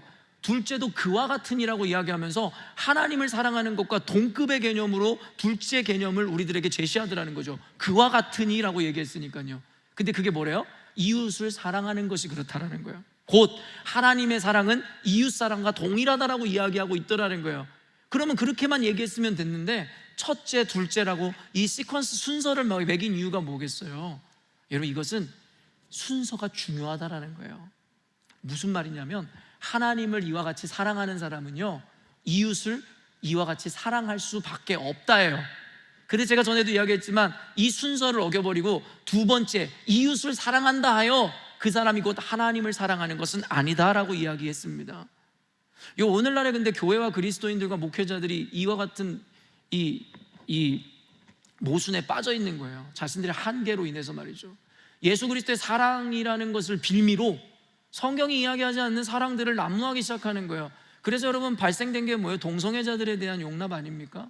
성경에서 하나님은 분명하게 그들은 죄고 용납받지 못할 것이다라고 얘기했는데, 여러분 성경 어디에서 하나님께서 하나님의 말씀을 폐하면서까지도 그와 같은 긍휼과 아량을 베풀라고 얘기하시던가요? 어제 토요 새벽에는 우리가 충격적인 이야기를 들었잖아요. 가족이라 할지라도 하나님을 어기고 우상을 섬기게 하는 자들은 쳐죽이라고 얘기하고 있다니까요. 구약의 법에서는 말입니다. 그와 같이 단호한 것이 하나님의 법일진데 예수님께서 하나님의 말씀을 폐하시면서까지 결국엔 우리의 만족과 우리에게 긍휼과 자비를 베풀라고 얘기했을까요? 신명기서에 보니까 내 사랑하는 가족에게조차도 긍휼히 여기지 말라는 말을 그대로 써놨는데요. 무슨 긍휼입니까? 하나님의 말씀과 기준이 깨어져 버린 무슨 긍휼이 그들을 구원하고 진정한 사랑을 베풀 수 있을 거라고 생각하냐는 거예요. 오늘날의 교회들이 동성애자들을 옹호해요. 심지어는 목회자들이 강단에서 동성애가 죄라는 얘기를 함부로 하지도 못해요. 이제는 쇠고랑을 차고 감옥에 갈 날도 멀지 않은 것 같아요. 일부 주에서는 그게 시행됐다라고 이야기하더라고요. 여러분, 진리가 진리대로 선포되지 못하는 거예요. 왜요? 인본주의적이고 사람을 위한 가치와 개념들이 세상을 장악하면서부터 말입니다. 우리는 신본주의자들입니다. 하나님을 위해 존재하는 자들이지 인본주의자들이 아니에요. 그러다 보니까 교회마저 어떻게 타락해버렸어요? 동성애자들을 옹호할 뿐만 아니라 동성애자 목회자들을 여러분 인허하기 시작했잖아요. 이제는 동성애자들이 저처럼 서가지고 하나님 말씀을 가르치는 날이 왔어요. 그들이 동성애는 뭐라고 가르칠까요? 그런 가르침을 받는 우리 자녀들은 어떻게 자라야 할까요? 여기 계신 여러분들도 판단해 보세요. 제가 동성애는 죄고 그들은 용납받지 못한다라는 이야기를 하면 여러분 그것 때문에 대번에 뭔가 불쾌감이 느껴지지 않으세요? 그런 분들이 계시다면 여러분의 인생은 하나님의 말씀이 주가 되는 것이 아니라 인본주의고 세속주의가 여러분에게 이미 주가 되었다는 걸 의미하는 거예요. 이 시대 정신이 말입니다. 동성애자들을 우리가 배척하자는 얘기가 아니잖아요. 그 영혼 또한 구원받아야 되는, 사랑받아야 되는 존재입니다. 하지만 죄를 용납해 주라는 얘기는 아니에요. 하나님을 사랑하고 하나님의 말씀을 기준으로 우리가 이웃을 사랑할 때 진정한 사랑이 이루어지는 것입니다. 그렇지 않다면 제가 이야기하지만 마더 테레사나 간디나 여러분 하나님을 믿는 사람들이 아니라 부처나 그런 사람들이 여러분 구제를 하고 사람들을 살리고, 그럼 그 사람들도 하나님을 사랑하는 자들입니까? 그렇게 이야기할 수 있어요? 아니잖아요. 그들은 하나님을 모르는 자들이잖아요. 그냥 사람들을 위해 살았던 사람들이잖아요. 여러분 우린 착각하지 말아야 돼요. 하나님을 사랑할 때 비로소 우리는 열매로서 이웃을 사랑하게 되는 것이지 사람을 사랑하는 것이 곧 하나님을 사랑하는 공식은 아니다를 가르치는 것이 마태복음의 이야기라고 얘기했어요. 저는 이 분류를 통해서, 이 가르침을 통해서 하나님께서는 이미 이웃에 대한 메시지와 더불어서 하나님에 대한 것이다라는 이 이원 분리적인 개념으로 하나님의 율법을 이해하고 계셨다라는 거예요. 저는 이것을 근거로 10계명도 그렇게 분류하는 것입니다. 첫째 계명부터 8계명은 하나님에 대한 것이에요. 하나님을 사랑하라고 명제한 이후에 4계명까지 어떻게 하나님을 섬기고 사랑하는지에 대해서 여러분 써놓은 중의적인 의미를 갖고 있는 것이 5계명부터 8계명까지라고 저는 그렇게 해석합니다. 그리고 예수님께서 분류하셨듯이 이웃이라고 언급한 것처럼 9계명부터 10계명까지가 바로 이와 같은 분류법에 의해 이웃에 대한 개념이다라고 저는 분류해요. 그렇다면 제가 1계명부터 8계명까지가 단순히 5계명부터 8계명까지도 우리와의 인간과 인간의 관계가 아닌 하나님의 관계를 위한 것이다라는 것에 대한 그 의미들과 그 숨은 의도들을 여러분들에게 오늘 함께 나누려는 것입니다. 1절 말씀 한번 읽어볼까요? 1절 말씀이 아니라 신명기 5장 16절입니다. 너는 내 하나님 여호와께서 명령한 대로 내 부모를 공경하라. 그리하면 내 하나님 여호와가 내게 준 땅에서 내 생명이 길고 복을 누리리라. 인간 대 인간에 관한 계명이다라고 이야기하는 5계명의 내용이 바로 내 부모를 공경하라는 것입니다. 1차원적으로 받아들이면 진짜 부모에게 효도를 다하고 공경하라는 그 의미와 가르침이 맞아요. 하지만 제가 설교 제목으로 삼았듯이 그 가운데 숨겨져 있는 숨은 의도를 보시라는 거예요. 제가 지난주에 이미 설교를 했었지만 성경에는 대부분 은유와 비유를 통해서 그 비밀한 것을 숨겨놓았음을 우리가 알고 있죠. 예수님도 마찬가지지만 구약 성경도. 여러분, 관계성에 대해 이야기하면서 그 관계는 오롯이 그 관계 자체를 의미하는 것이 아니라 하나님과 우리의 관계를 정립하고 가르치기 위한 은유로서 아버지와 아들, 목자와 양, 스승과 제자, 그리고 종과 주인이라는 개념으로 우리가 이해할 수 있는 방식으로 써냈다라고 여러분들에게 이야기했어요. 그렇기 때문에 오롯이 그 관계성에 집중하는 것이 아니라 그 관계성을 통해 가르쳐 주시고자 하는 하나님의 의도를 보는 것이 성경 해석에서의 옳은 방식이라고 얘기했습니다. 그렇다면 부모를 공경하라는 이 메시지에 담겨져 있는 그 의도도 1차원적으로 너의 부모를 공경하고 효도하라는 개념이 있음과 동시에 결국에 이것이 단순히 그것 자체의 의미만이 있는 것이 아님을 깨달을 수 있어야 된다는 거예요. 여러분, 우리가 부모를 공경하는 이유가 무엇입니까? 우리가 부모를 존경하고 봉양해야 되는 이유가 무엇이에요? 여러분, 우리를 낳아주었기 때문이에요. 존재하지 않았던 우리에게 생명을 주신 분이시기 때문에 부모는 그 이유만으로도 우리에게 존경을 받기에 합당한 거예요. 근데 우리는 좋은 부모, 나쁜 부모를 이야기할 때마다 엄마가 아빠가 나에게 해준 게 뭐가 있다고, 난 엄마 아빠 때문에 고생만 하며 자랐어. 그럼 어떤 이들은 재벌가에서 태어나서 엄마 아빠 감사합니다, 엄마 아빠는 나에게 모든 것을 다 해주었지요. 여러분, 이와 같은 개념을 통해서 우리에게 주어진 혜택을 통해서 좋은 부모와 나쁜 부모, 또 부모에 대한 공경과 그 효심에 대한 개념의 기준으로 여러분이 세우시고 계십니까? 아니에요. 여러분, 욥의 고백도 그렇지만 결국에 우리가 알몸으로 여러분 태어나서 이곳 가운데 존재하게 되는데 그 외에 주어지는 것은 그냥 덤일 뿐인 거예요. 덤이라는 게 뭔지 아세요? 본질이 아니에요. 있어도 그만, 없어도 그만. 있으면 땡큐, 없으면 없는 그것 자체예요. 여러분, 그런데 중요한 게 뭐예요? 부모는 저와 여러분을 낳아주셨잖아요. 이 땅 가운데 낳아주셔서 우리가 예수님을 아는 기쁨도 주셨고 하나님의 사명을 감당할 수 있는 자가 될 수 있도록 우리에게 그 기회를 주신 분이에요. 여러분, 우리는요, 이 공자의 가르침을 통해서, 유교가 공자를 통해서 생겨난 거잖아요. 그 다음에 효심경이라는 것이 있는데요, 그 가운데 첫 번째 이 효경, 첫머리에 나오는 말이 있는데, 효경의 첫머리 여러분 다 알고 계신데 제가 지식 자랑을 하는 게 아니라요, 이 공자의 가르침이 효경의 첫머리에 나오는 말을 여러분이 다 알고 있거든요. 뭘까요? 효하면 생각나는 거, 신체발부 수지 부모라는 말 기억나시죠? 이게 여러분 언제 있었던 거예요? 근대화 사회에 접어들면서 여러분 선비들의 이 상투를 다 잘라내려고 할 때마다 그들이 눈물로 생명을 걸고 투쟁했잖아요. 그들이 그때 이야기했던 것이 신체발부 수지 부모라는 뜻이에요. 그게 무슨 의미인지 아시죠? 우리의 신체와 털럭 하나, 머리카락 하나마저도 모두 부모로부터 난 것이라는 거예요. 그래서 어찌 내가 감히 머리를 자를 수 있냐라는 거예요. 여러분, 그들의 마음에는 어떤 마음이 있는 거예요? 내게 주신 모든 것은 다 우리 부모님으로부터, 내게 생명을 주신 부모님, 나에게 잘해주고 좋은 부모였던 아니었던 관계없이 나에게 기회를 주신 부모님.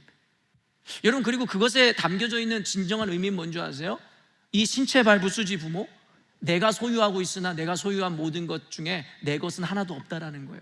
다 우리 부모님의 것이라는 거예요. 부모가 내게 주신 거라는 거죠. 그래서 부모를 공경해야 된다라는 개념이 여기서 나오는 것이겠죠. 그런데 여러분, 이걸 통해서 우리에게 가르치는 신앙적 가치가 무엇입니까? 바로 저와 여러분이 하나님의 아들이고 자녀라는 거예요. 그러면서 우리가 부모를 공경해야 되는 이유가 우리를 낳아주셨기 때문이라고 했죠. 우리가 하나님을 찬양하고 하나님을 높여야 되는 이유가 뭔지 아세요? 우리를 창조해 주셨기 때문입니다. 어떤 이들은 하나님을 찬양하는 이유에 대해서 자기 비즈니스가 잘 되고 인생 잘 풀리게 해주면 할렐루야, 하나님 예배 받으시기에 합당한 분이십니다라고 이야기하다가 인생이 내 뜻대로 되지 않으면 하나님 원망하고 불평하고, 그게 하나님의 창조함을 입은 우리들의 마땅한 태도입니까? 하나님에게 감사하는 이유는 우리를 이 땅 가운데 존재하게 하셨음이며, 이후에 이거 다 연결되거든요. 오늘의 로직이 결국에는 우리가 갖고 있는 소유한 모든 것은 다 우리를 지으신 하나님의 것임을 우리 인정해야 될 것인데요, 하나님을 우리가 예배해야 하고 하나님을 창조해야 하는, 하나님을 찬양해야 되는 이유는 하나님이 저와 여러분을 지으신 참 부모이시기 때문입니다. 그렇기 때문에 하나님께서 우리들에게 가르치는 것은 무엇이냐면, 하나님이 너희들에게 무엇을 주든 안 주든 그것으로 인해서 신앙생활이라든가 여러분의 삶을 결정하지 말라는 거예요. 그저 하나님이 우리를 지으시고 창조하셨다는 것만으로도 우리가 하나님을 찬양하고 공경한다면 우리 안에 불평과 불만이 있을 이유가 없다라는 것이죠. 시편 27편 10절을 보면 다윗은 뭐라고 이야기하는 줄 아세요? 내 부모는 비록 나를 버렸으나 다윗이 그 부모에게 어떤 취급을 당했는지 아시잖아요. 그럼에도 불구하고 여호와는 나를 버리지 아니하신다라는 거예요. 여러분, 인간과 인간이 이해할 수 있는 최고의 사랑이 바로 부모의 사랑입니다. 그렇죠? 그래서 하나님은 어쩔 수 없이 부모와 자식의 관계를 통해서 우리에게 하나님의 사랑이 얼마나 큰지를 우리의 차원에 우리에게 가르쳐 주고자 했었던 이 은유였다라는 거예요. 비유였다라는 거예요. 그런데 성경에서는 더 이상 더 큰 사랑을 설명할 수 없어서 이렇게 애들로 풀어 설명하는데, 네 부모는 너를 버렸을지라도 그 부모가 절대 너를 버리지 않을 것인데, 그럼에도 불구하고 부모가 너희를 버린다 할지라도 참 부모인 나 여호와는 너희들을 결코 버리지 않는다라고 이야기하고 있다라는 거예요. 마태복음 7장 11절에도 뭐래요? 너희가 악한 자라도 좋은 것으로 자식에게 줄 줄 알거든. 부모의 사랑을 이야기하면서도 인간의 악한 부모마저도 자식에게 좋은 것을 줄 줄 아는데 하물며 하늘에 계신 너희 천부께서, 하나님께서 너에게 좋은 것을 주시지 않겠냐라고 하며 비교하며 누가 진정한 부모인지에 대해서, 참 부모이고 진짜 사랑을 가진 분인지에 대해서 분명하게 밝히죠. 부모를 공경하라, 이런 단순히 1차원적인 개념이 아니라 우리가 그런 하나님을 공경해야 되는 그 이유를 설명하고 있습니다. 이 두 번째, 여섯 번째 계명인데요, 뭘까요? 살인하지 말라는 거예요. 여러분, 살인하지 말라는 거죠. 살인은 동서고금을 막론하고 이 사회적으로나 법적으로나 가장 큰 엄벌에 처해지는 중범죄입니다. 그렇죠? 살인만큼 큰 죄가 우리 사회법상 무엇이 있겠냐라는 거예요. 여러분, 그런데요, 저는요, 이게 생각보다 되게 소심한 사람이고, 그래서 이 곤충 하나 죽이는 것도 되게 힘들어요. 이 바퀴벌레도 저는 잘 못 죽이거든요. 우리 가족이 다 그 바퀴벌레 못 잡아서 어쩔 수 없이 제가 잡지만, 바퀴벌레가 출현함과 동시에 저는 소름이 돋아요. 일단 바퀴벌레가 저를 쳐다보는 것 같아. 그리고 걔는 눈이 진짜 정확히 보이잖아요. 근데 내가 걔를 죽이려 할 때 나를 똑바로 그 눈으로 쳐다보고 있는데 어떻게 죽여요? 거기다가 그 발로 밟았을 때 그 촉감 아시잖아요. 와사삭 무슨 비스켓 부서지는 것 같으면서 그 내용물이 막 묻어나잖아요. 곤충을 죽이기가 너무 힘들어요. 뭐 지렁이 같은 것도 정말 발발해도 보세요. 얼마나 꿈틀꿈틀거리면서. 곤충을 어떻게 죽여요, 쉽게. 그런데요, 저는 또 더 이해 안 되는 사람들이 동물을 학대하고 죽이는 사람들. 여러분, 지나가는 뭐 고양이라든가 개를 막 학대했던 이런 사건들 뉴스에 많이 나잖아요. 어떻게 사람이 그럴 수가 있어요? 동물, 곤충도 그럴진데 동물을 어떻게 그렇게 막 죽일 수 있고 학대하고 때릴 수가 있어요? 저는 그게 이해가 안 돼요. 그런데요, 하다못해 곤충이라든가 동물도 그럴진데, 여러분, 사람이 사람을 죽인다? 나와 똑같은 삶을 살아가고 있고 똑같은 영혼을 가지고 있고, 그리고 저들도 누군가의 부모일 것이고 누군가의 자녀일 것이고 사랑받는 존재일 것인데 사람이 사람을 죽인다? 이게 있을 수 있습니까?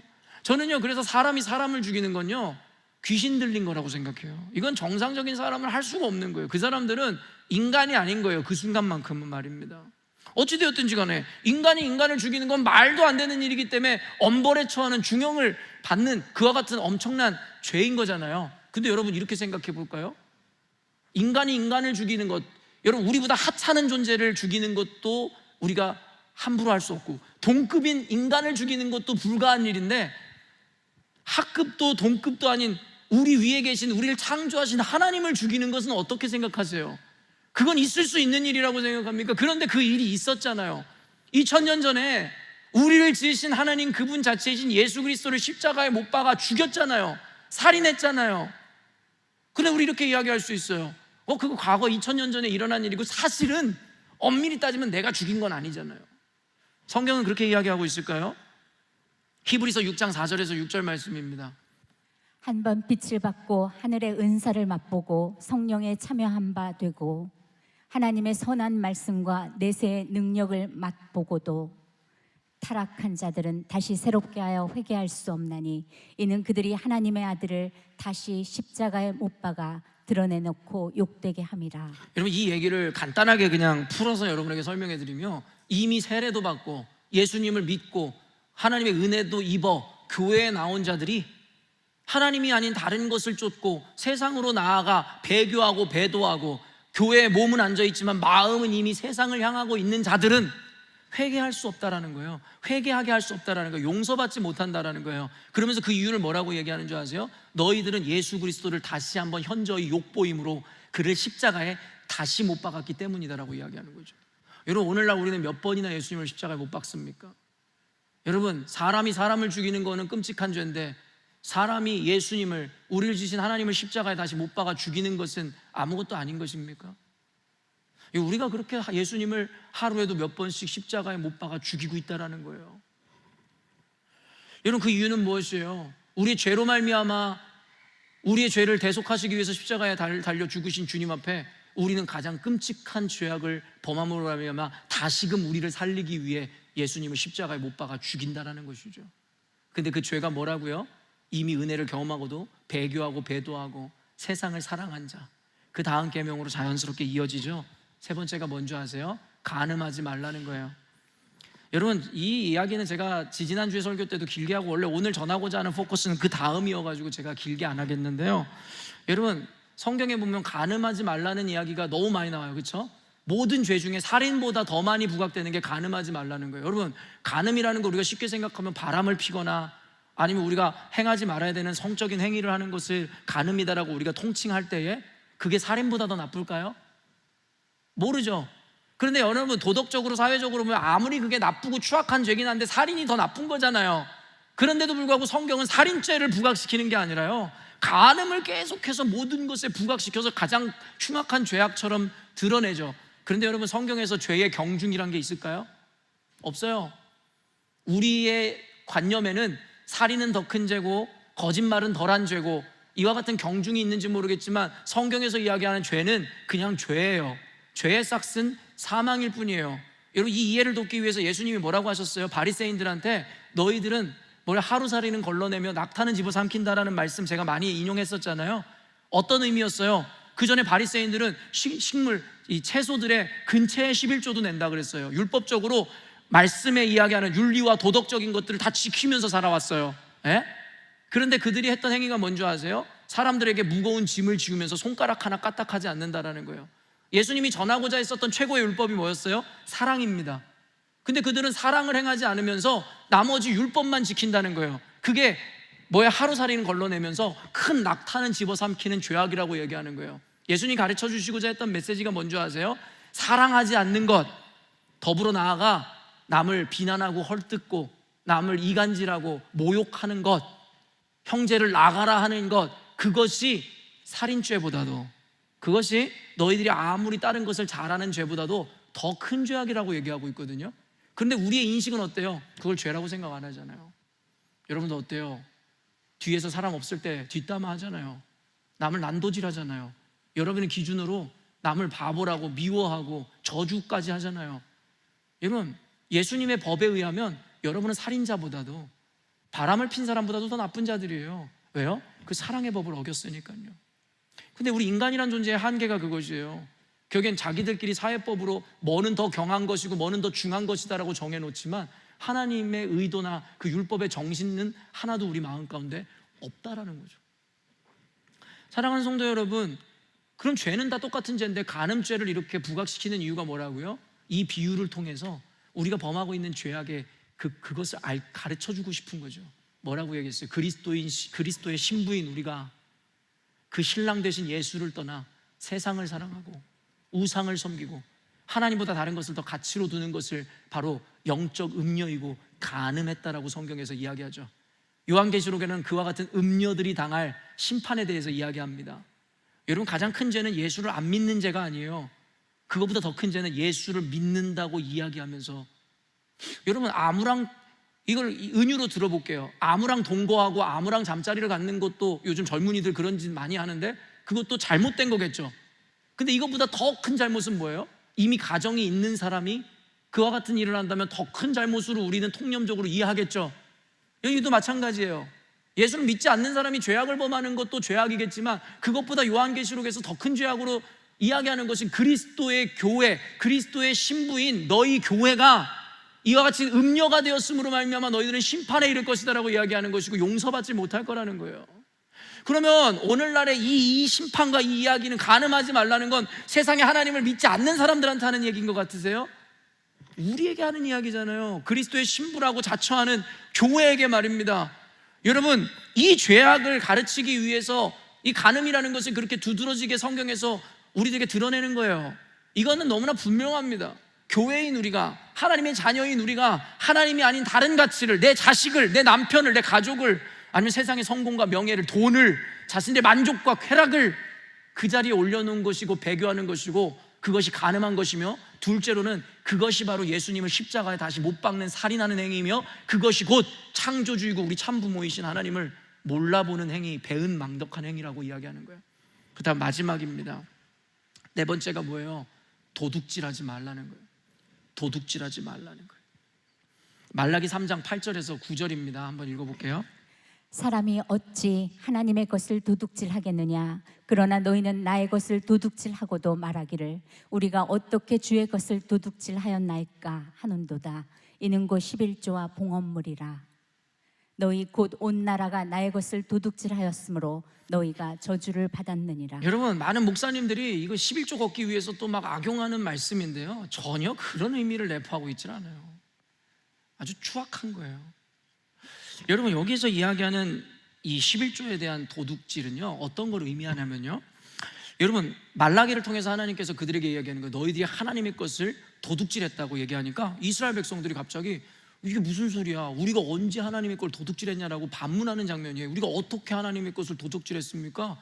그랬더니 이 말라기가 뭐라고 이야기하냐면 11조와 봉헌물이라고 이야기하는 거예요. 그 얘기를 들은 이스라엘 백성들은 아마 더 어처구니가 없었을 거예요. 우리 누군지 아시지 않아요? 우리 율법주의자들이에요. 우리 11조랑 봉헌물 이거 얼마나 철저하게 했는지 아실 텐데 이런 얘기를 하시네. 뭔가 지금 착각하는 거 아니에요? 그랬을 때 이야기하는 게 그거예요.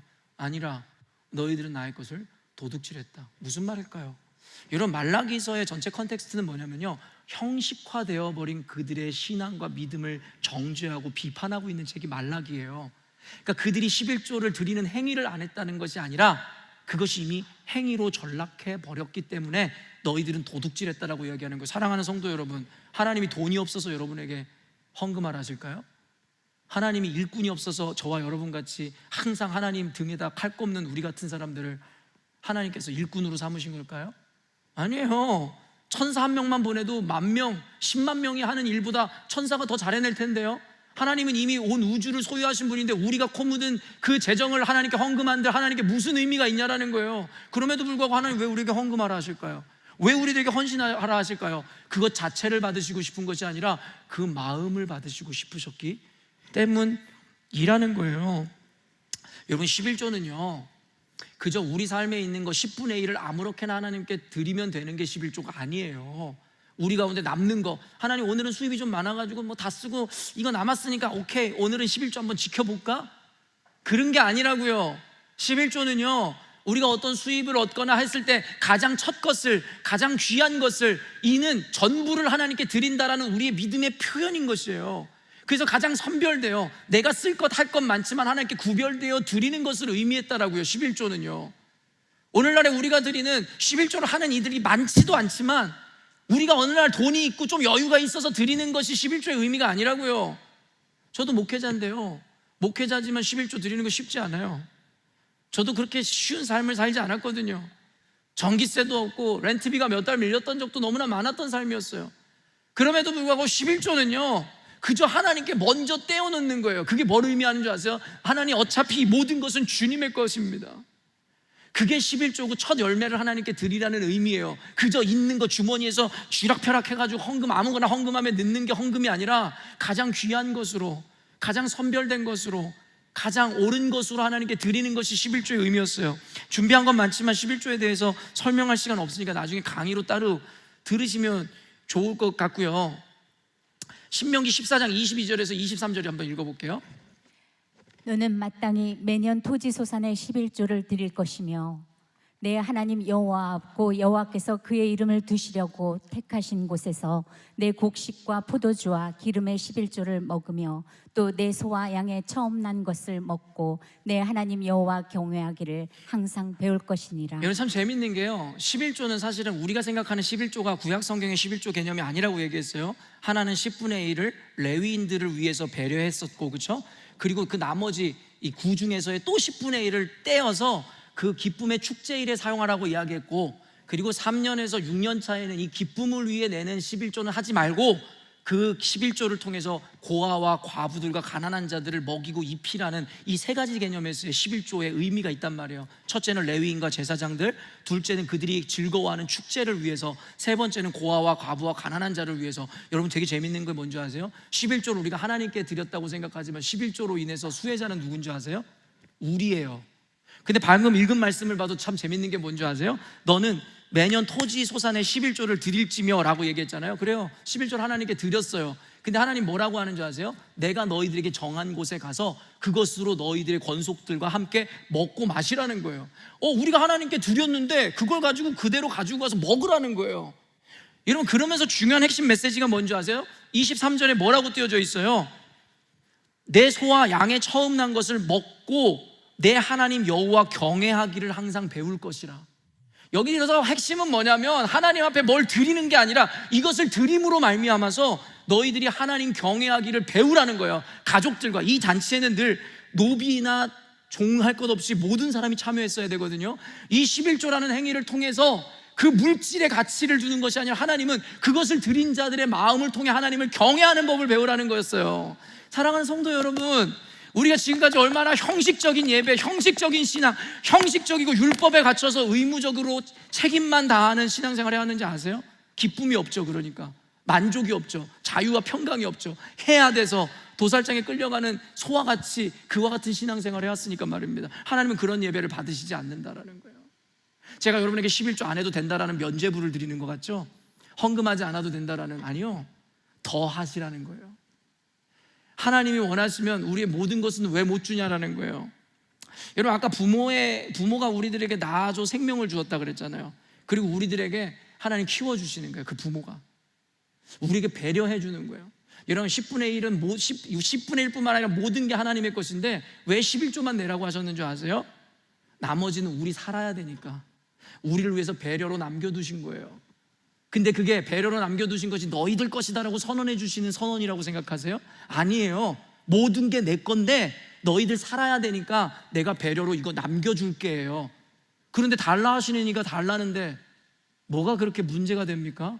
애초에 우리 거는 nothing, 아무것도 없었는데요. 여러분, 너무 재밌는 건 마가복음 12장 1절에서 3절 보면 농부의 비유가, 그 포도원 비유가 나오거든요. 포도원 비유 첫째 줄 띄워주세요. 제가 읽어드릴게요.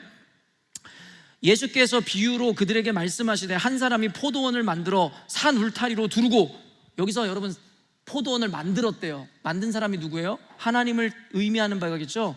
그리고 그 울타리를 만들고 포도원을 만들었대요. 그럼 이 포도원은 누구 거예요?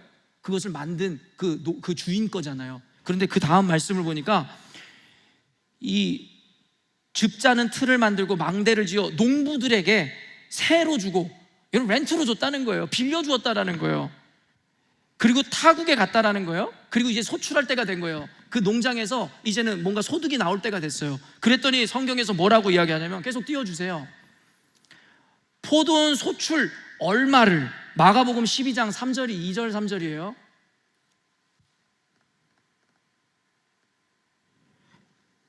지금 말씀을 제가 그대로 읽어드리고 있는 거거든요. 농부들에게 세로 주고 타국에 갔더니 때가 이름에 농부들에게 포도원 소출을 얼마 받으려고, 여러분 다 받으려고 한 게 아니에요. 그들도 먹고 살아야 되잖아요. 주인이 그 소출 중에 얼마를 받으려고 그들에게 종을 보냈는데 어떻게 해요? 종을 때렸더라는 거예요. 그리고 그 다음 종을 보냈더니 일부는 때려 죽이더라는 거예요.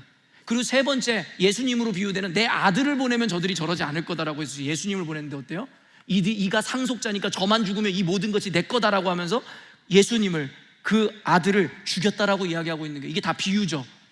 여러분, 하나님께서는요 우리를 창조해 주셨어요. 우리 주인이시죠.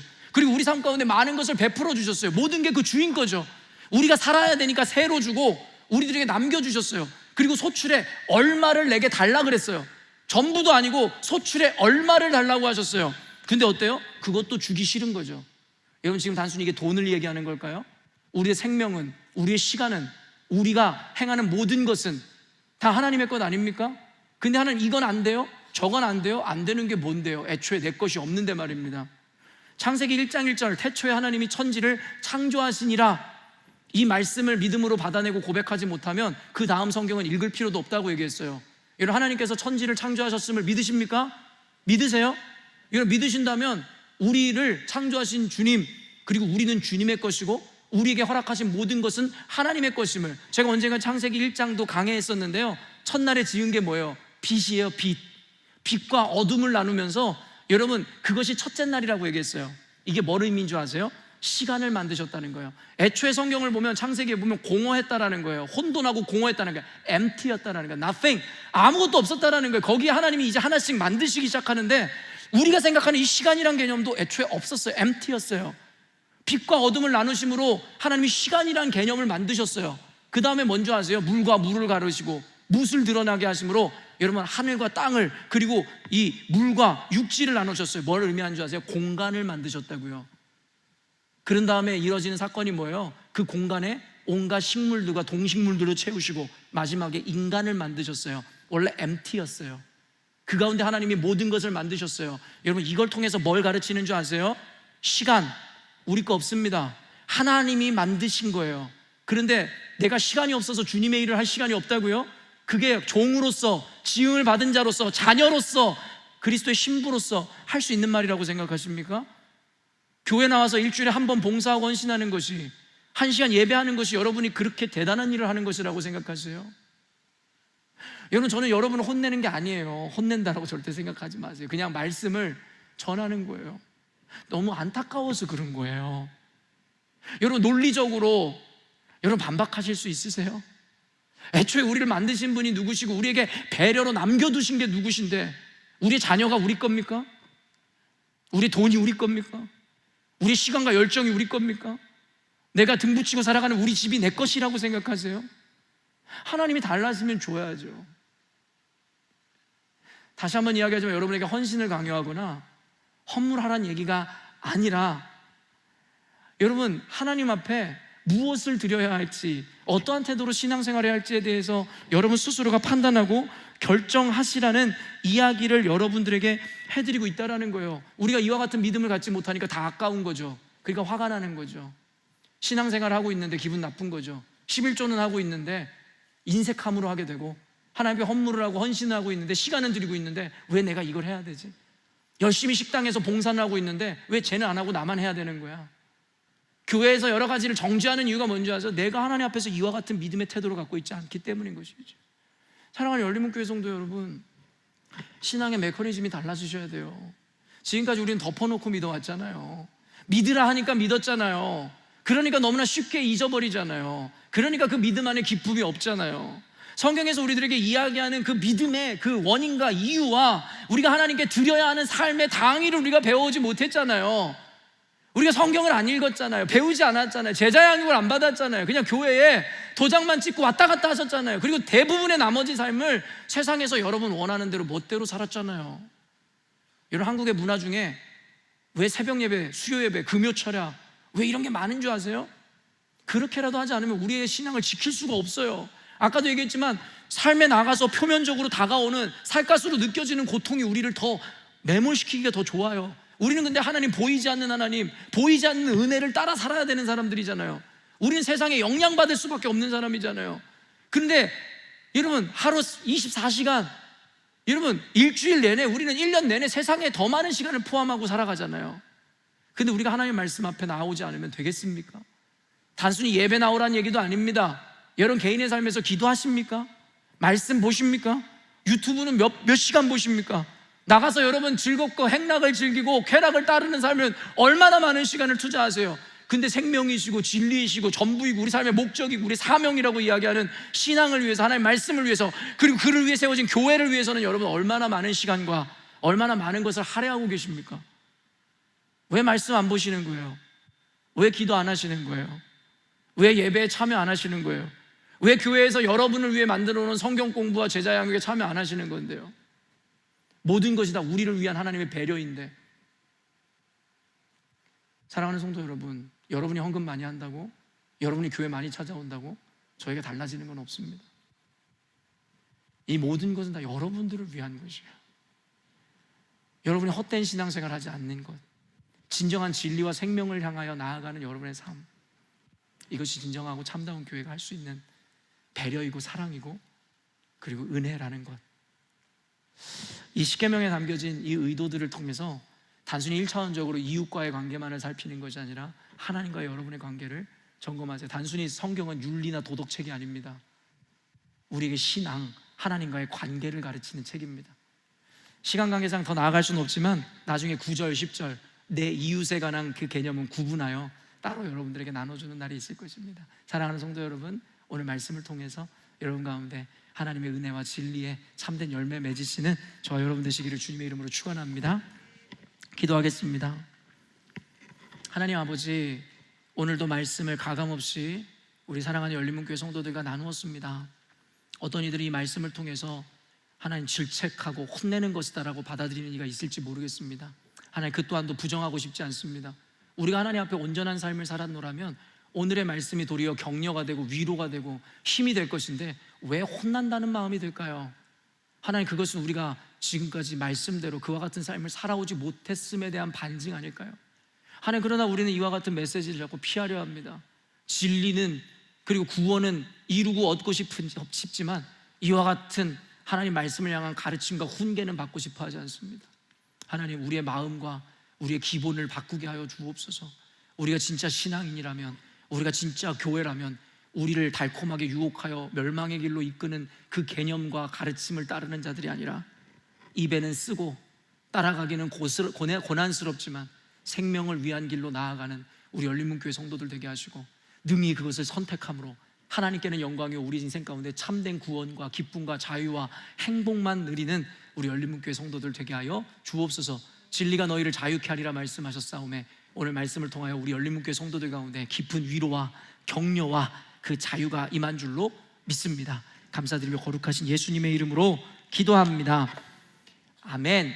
이 시간 모두 자리에서 일어나셔서 이와 같은 마음을 품고 서로를 향해 손을 뻗어 함께 축복하며 나아가도록 하겠습니다.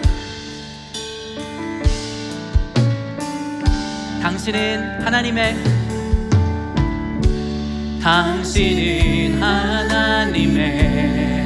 언약 안에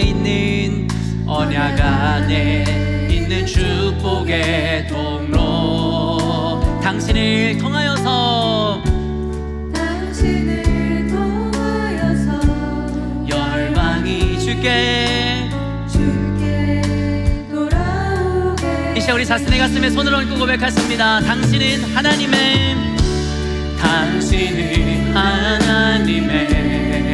언약 안에 있는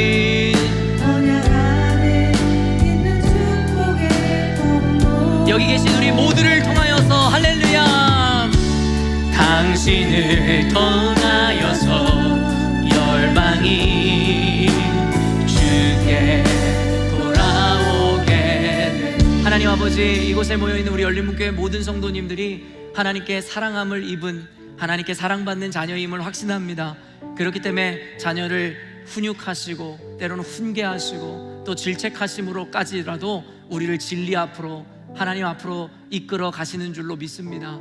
하나님 아버지, 우리 사랑하는 열린문교회 성도들에게 들을 귀를 허락하사 오늘 들려주시는 말씀이 하나님의 사랑의 마음으로 다가오게 하여 주시고, 이를 통하여 우리 가운데 어떤 이에게는 찔림으로, 어떤 이에게는 결단으로, 어떤 이에게는 감사로 다가올 것인데 각자 있는 스테이지에 따라 하나님의 은혜가 마음껏 그들에게 주어지게 하여 주옵소서. 다만 알므로 끝나는 것이 아니라 하나님 적용하고 실천하고 결단해내므로 하나님의 말씀을, 그 믿음을 증명하여 야고보서의 말씀처럼 우리의 참된 믿음을 늘 삶으로 실천해내는 우리 열린문교회 성도들 되게 하여 주시옵소서. 하나님 주신 은혜에 비하면 작고 보잘것없지만 구별하여 예물 드리는 이들이 있습니다. 하나님, 그대 삶 가운데 얼마나 필요한 것인지 주님 아시지 않습니까? 그럼에도 불구하고 구별하여 주님의 것이기에 하나님께 드리는 이들이 있습니다. 하나님, 그들의 믿음을 통하여 영광 받으실 뿐만 아니라 그들이 이 다음에는 더 귀한 것, 많은 것, 소중한 것을 주님께 드릴 수 있도록 그들의 행하는 일들과 삶, 모든 것에 형통함을 허락하사 이 다음에는 더 귀한 것 주님께 기꺼이 드릴 수 있는 삶의 환경과 믿음 또한 허락하여 주옵소서. 이 재정이 쓰이는 곳마다 하나님의 나라가 확장되게 하여 주시고 진리를 아는 참된 교회들이 일어나 세상 가운데 무너져가는 교회를 다시 세우고 개혁하는 놀라운 기적의 사건이 일어나게 하여 주시옵소서. 이제는 우리 주 예수 그리스도의 은혜와 하나님 아버지의 극진하신 사랑하심과 성령 하나님의 감화 감동 위로 교통 충만하심이 오늘도 성령께서 우리에게 들려주시는 귀한 말씀을 통하여 이제는 삶에 회개할 자들은 회개하며, 또한 깨달은 대로 결단할 자들은 결단하고, 또한 감사를 고백함으로 살아내기로 하나님 다짐하는 우리 열린문교회 성도들의 머리 위에, 그리고 여전히도 교회이고 그리스도의 신부라 이야기하면서도 진리를 알지 못한 채 자신들의 탐욕과 쾌락만을 쫓아 하루에도 수도 없는 간음을 행하고 있을 많은 불쌍한 교회들과 목회자들 머리 위에도, 그리고 또한 대한민국과 호주 땅에 남겨진 가족들, 친지들, 부모, 형제 모든 이들 머리 위에 이제로부터 영원토록 함께 하시기를 간절히 축원하옵나이다. 아멘.